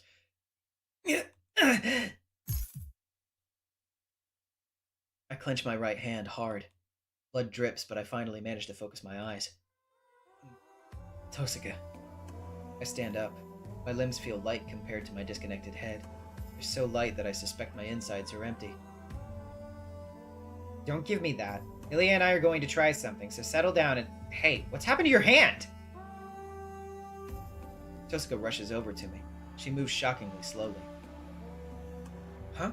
Why are you holding this? I disconnect my mind and realize she's holding my bloody right hand. Tosuka looks astonished. She's looking at the pendant in my hand. I don't know why she's so surprised. I'm holding this because... Shido, why do you have this? And why are you gripping it so hard? Are you crazy? Why? It's just a lucky charm. This is, I found it. Where? It's something so easy and hard to forget. I can't recall it no matter how hard I try. It's someone who isn't me. My left arm. It knows it better than I do. It's precious to me. I need to keep it close until the very end. Words that aren't mine spill from my lips. Ah, God. Fuck. Shido, I have that pendant too. Huh? Tosuka takes a pendant out of her pocket. It's exactly the same. To a jewel user like Tosuka, this is probably an everyday sight, but she's so pretty, I bet an accessory like this would really liven her up. They're exactly alike. And none. No, they're not. Mine is empty, but yours still has a little left in it. It isn't enough to use for anything, but it has meaning because it was used. Keep it. It might come in handy. Tosuka puts her pendant away and takes Ilya's hand and starts walking. Hey, Tosuka, where are you going? I need to speak with Ilya. I'll give you an hour to rest, so go stay in your room. Also, get some first aid on that right hand or I'll get really mad. Her bad temper is very, very nearly murderous. She goes off with Ilya, who doesn't say a word. Alright, thank God for small mercies. I need to figure out exactly what's wrong with me or I won't be able to act. I'm still conscious. As long as I don't space out, I can be aware of my situation, like I have been so far. Wait, what am I doing here again? I wonder why I'm in the shed. Sakura's warning. Sakura told us to run. Tosuka said that she'd fight. And then... Oh, yeah, we have to go to the cavern under Ryudo Temple. So what am I doing here on the floor of the shed when we're going to Ryudo Temple? I've fallen on the ground. When I came to, I was sprawled out in the shed. My right arm throbs in pain. Next to that, I'm fully awake. Man, damn it. Get it together, dumbass. I stand up and check the feeling in my arms and legs. I don't feel so good. I'm losing something at alarming speed. It isn't critical. I should be able to fight like I have so far until morning at least. You look awful. Do you recognize me, Shido? Who? I gasp and whirl around, deep within the shed, where the moonlight doesn't reach. A black-clothed servant stands in the dark. Ryder, have you been here this whole time? Yes. I've been monitoring you. My orders are to protect Shido Emiya, but Sakura is my master. If you threaten her, I cannot protect you. That's why I didn't help you in the forest. It is your own doing that you were chased by Berserker. Ryder coolly explains. She's very businesslike. It seems that she was waiting for me to be alone. Oh. So you're here now. To kill you. You are Sakura's enemies. I cannot let you go to her. Ryder is holding her stake-shaped daggers. She inches closer, her murderous intent clear. Ryder is serious. Out of the shed.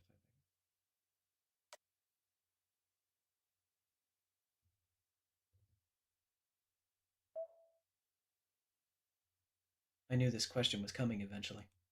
What was it again? Remember. It was... Oh, right.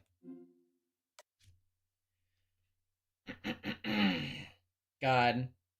That's cool that, like, they essentially put the question menu here so that you yourself have to remember for Shido. That's... oh, man.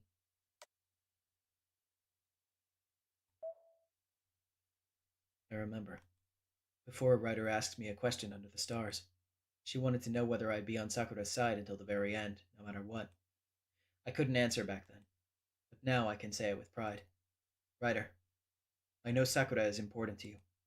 Even now you're here to stop me from leaving because it would make Sakura suffer. Yes. Are you going to kill Sakura despite that, Shido? I'm not going to kill her. I'm going to save her. Ryder, I'll protect Sakura until the very end. No matter what happens, I will always choose her. To do that, I need your help. Tosaka and I can't save her alone. If you really care about Sakura, then please help me. Just this once. Is that your answer to the question I asked you before? I nod silently.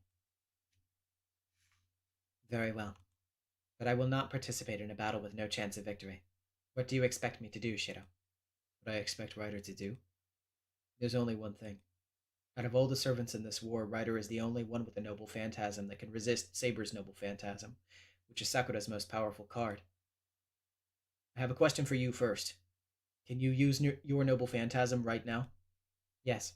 Sakura still provides me with magical energy. Next question. Servants are classified as spiritual bodies even when you're in material form, right? If so, is it true that normal weapons can't harm a servant? I'd say that a normal servant would render such attacks ineffective, but it's different for the servants under Sakura's thrall. Saber is being given flesh, who cannot return to spirit form. A powerful magical implement could pierce the black armor that protects them. I see. Then that settles it. We have a chance, and I know exactly what you can do to help. Ryder, I want you to beat Saber one-on-one. To be specific. I whisper in Ryder's ear. It's not like anyone is listening to us, but I'm just being safe. I see. That would allow us to break through. It is a contest of brute force at any rate. We don't need to worry about complications. Right? If there's a problem, it would be. Your skills, and how much I trust them, and how much I can trust them. I nod. Ryder pauses for a moment, placing a finger on her lips in contemplation. I understand. I'll trust you and temporarily recognize you as my master. Then she agrees to my suggestion with a surprisingly lovely smile.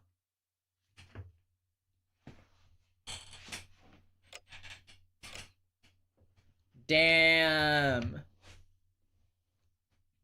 Both hands on the clock point to the top. It's midnight, the time we agreed upon. I wrap up the Azoth blade and keep it on my waist. It's my only weapon. The only other thing I take with me is the pendant Tosaka talked about. Shido, Rin's calling for you. She said she'll be waiting outside, so come when you're ready. Ilya will stay here. It's true that Zoken is targeting Ilya, but it's also my wish for her to stay here. All right. Tosuka's waiting outside for me? Yeah, she looked impatient, so you'd better go or she'll start grumbling. I nod at Ilya and stand up. My left arm doesn't hurt anymore. My functions as a living creature are just slowly being eroded. If I stop, I won't know what I'm doing. I'm going then. Take care, Ilya. Good luck, Shiro. Come home with Sakura and Rin before dawn, okay? I wave at Ilya and leave the room.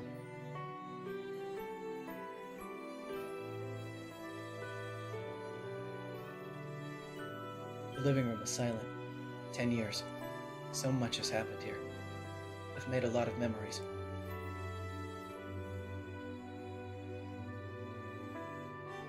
Much of it came recently.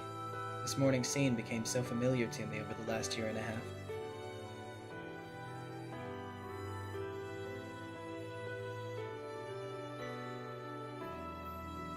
The shed's silent. It's Shiro Emiya's tiny workshop, a place I spent so much time in. It was like my own bedroom. This is where I follow in Kiritsugu's footsteps and threw myself into training every night.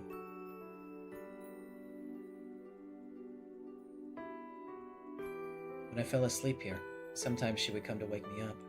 It feels like it happened a long time ago. I can't even remember the smell of the air.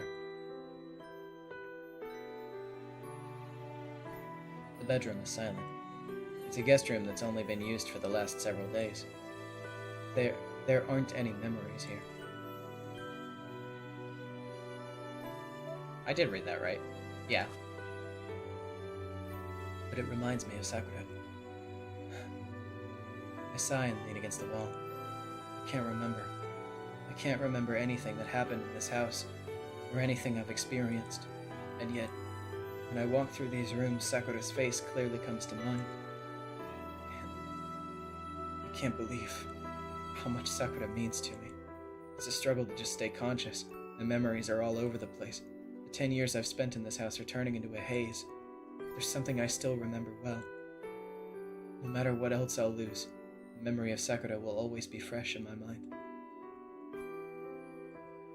I heave a long sigh. What I need to do has always been the same.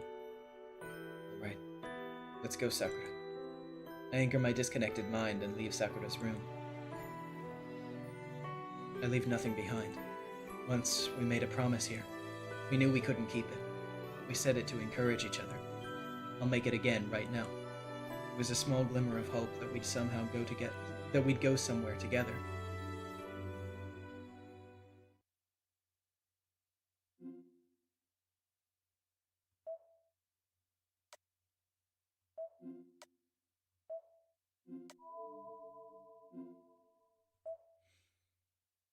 Oh boy.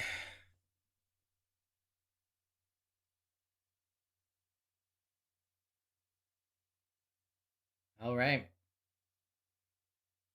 Final day. Starts with an interlude. So, I guess my question then, because Cross said something earlier about you'd be able to tell if I had like two or one more. If I stopped here, what's that looking like for us? If anybody has any estimations. Because I think I am probably going to stop here regardless, but I am just curious.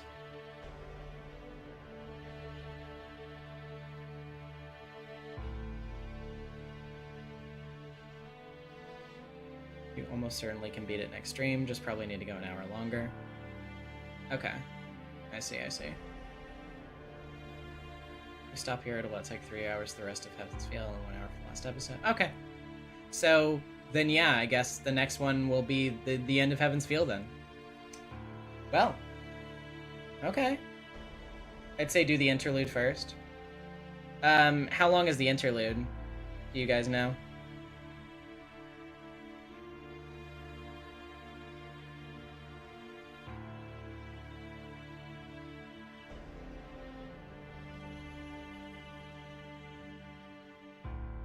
I'd save the interlude. Okay. I think that's fair. I think it's fair. I'm like my throat is very tired anyway, so I think it's probably for the best, honestly. Okay. Well, then in that case, let's go ahead and get art pulled up. Yeah, we'll save it for next time. It's fine. Well, give me just a minute to get some chill music pulled up and then also pull up art. Me get the audio output capture for just 2 seconds. And open this up real quick.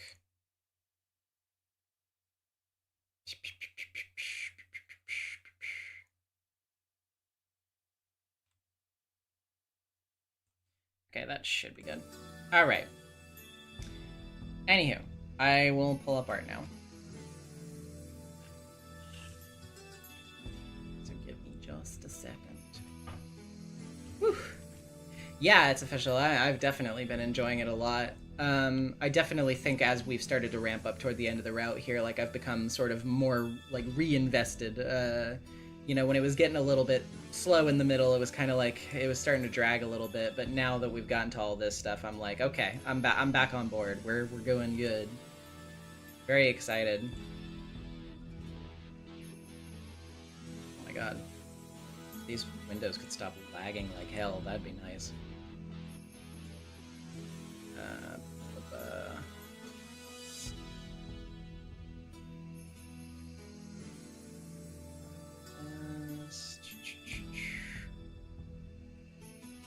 Okay, so those are the ones on Blue Sky Gotten. We're gonna look for Tumblr real quick.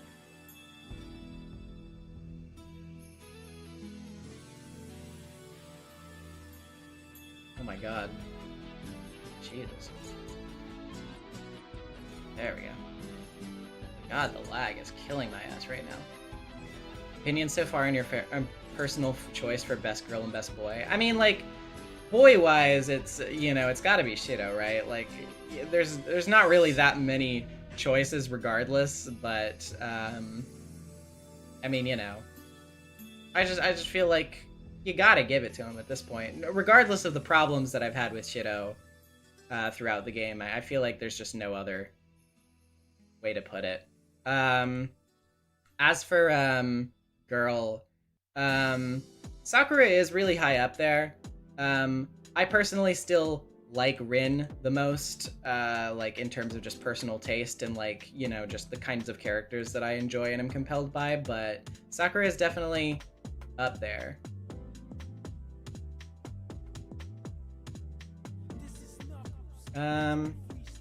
Okay. And then I'll get this too, I guess. Okay. I think that should be everything art-wise. I know that Bird's probably going to be posting the board soon too, but oh wait, it was posted. Okay, hold on, let me circle around and get that again. I'll have to refresh. There we go, there it is. Okay. I'll make it with the 2. Honestly, I'd say most of HF builds to its finale. Yeah, I guess that's maybe my, like, biggest criticism of it, even though I do like it a lot, is that it definitely feels like it takes a while.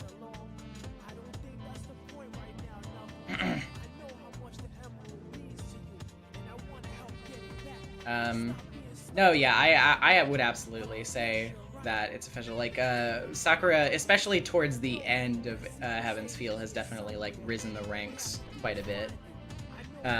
Just from that development alone. Okay. Let's go to the window. The window! Hey! Okay, so starting off with this from Annie at Almighty Rose and Idiot on Blue Sky. I was going to post another meme, but I realized it was a spoiler. Oops. So, have this one instead that I made ages ago, but forgot to post. Happy early Valentine's Day to everyone that celebrates. Masters hate him! He managed to participate in 2 Holy Grail Wars and carry over a servant! With this one weird trick, learn the truth now! And basically, you were fucking stupid. God, I love all of these memes.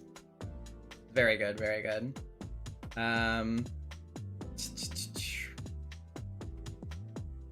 We have this from Hermie the Frog on Blue Sky. My sleep was interrupted and I got a Fate Stay Night meme idea as a result. Hey guys. Angry Mayan! Not what I'm called!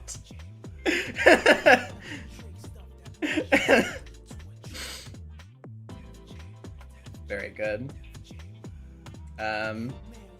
Next up, we have these couple of memes from Philip. With Heaven's Feel likely ending next time, I've got 2 memes for this week. First one's something I've had on my mind for a few months now. I got a nickel for every visual novel heroine who gets misunderstood by a lot of their fan base and generalized as a yandere. I'd have 2 nickels, which isn't a lot, but it's weird that it happened twice. Fucking Shion. Yeah. Oh, Shion. Yeah. Yeah. Very accurate, very true. And then this one with Kirei and Ciel with the fucking Jesus. That's really good.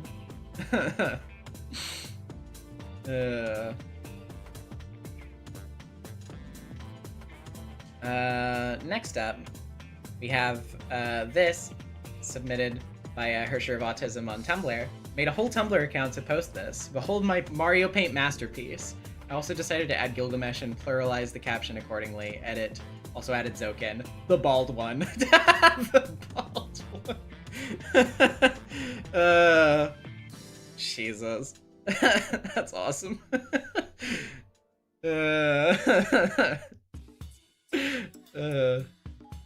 That's really good. Thank you. I very much enjoy this. My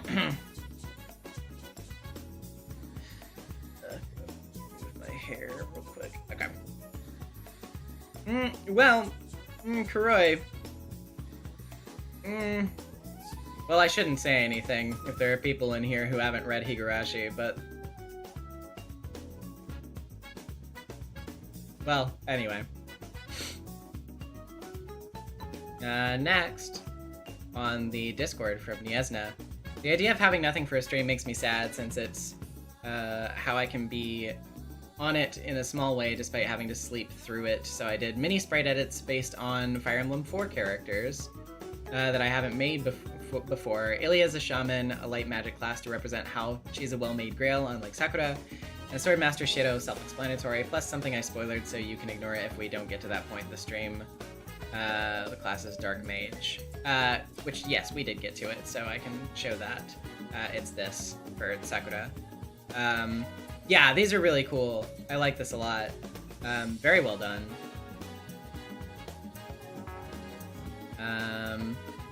Yeah, very, very good job. This isn't specifically Fate related, but I decided to include it anyway because it was in the stream art chat and it's funny. Sadboy at Sadboy Alert submitted this. Rewatching old VODs and Nezmi saying no spoilers just instantly put this picture in my head. Yes. Whenever you start to post like, oh, we're getting to the good part, or oh man, it's this scene, or you know, whatever, imagine me looking at you like this. This is what's happening. Oh, jeez. And finally, we have the updated chart from Bird over on Tumblr that Priest should not have plot armor. Well, you know, have to do it to him. So, yeah. We have... Ryder has a line over to Shido now. Very cool. We have Dark Sakura in her little portrait now, which is fun. Severed from Berserker because Berserker is double dead. Zoken fucking dead as hell. R.I.P. Bozo.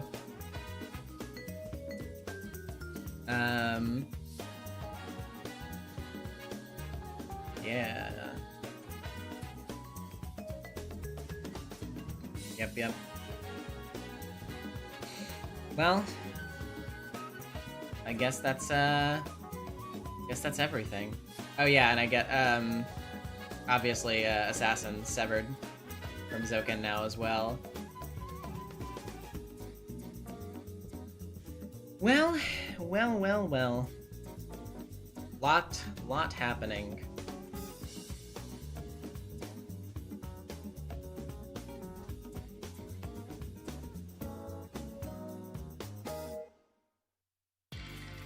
Well. I guess we're going to finish Heaven's Feel next time. Thank you everybody for submitting art. Thank you everybody for watching. Next Tuesday, we'll be starting Case 2 of Great Ace Attorney. And next Friday, I guess we'll be finishing Fate. I mean, obviously we still have the bad ending stream left after that to get like all the bonus stuff. But as far as all the main story, next week will be it. That will be the finale. I'm very excited. I'm looking forward to it. I hope you guys are too. So yeah, I guess I will see you next time. Thank you so much for watching, everybody, and bye.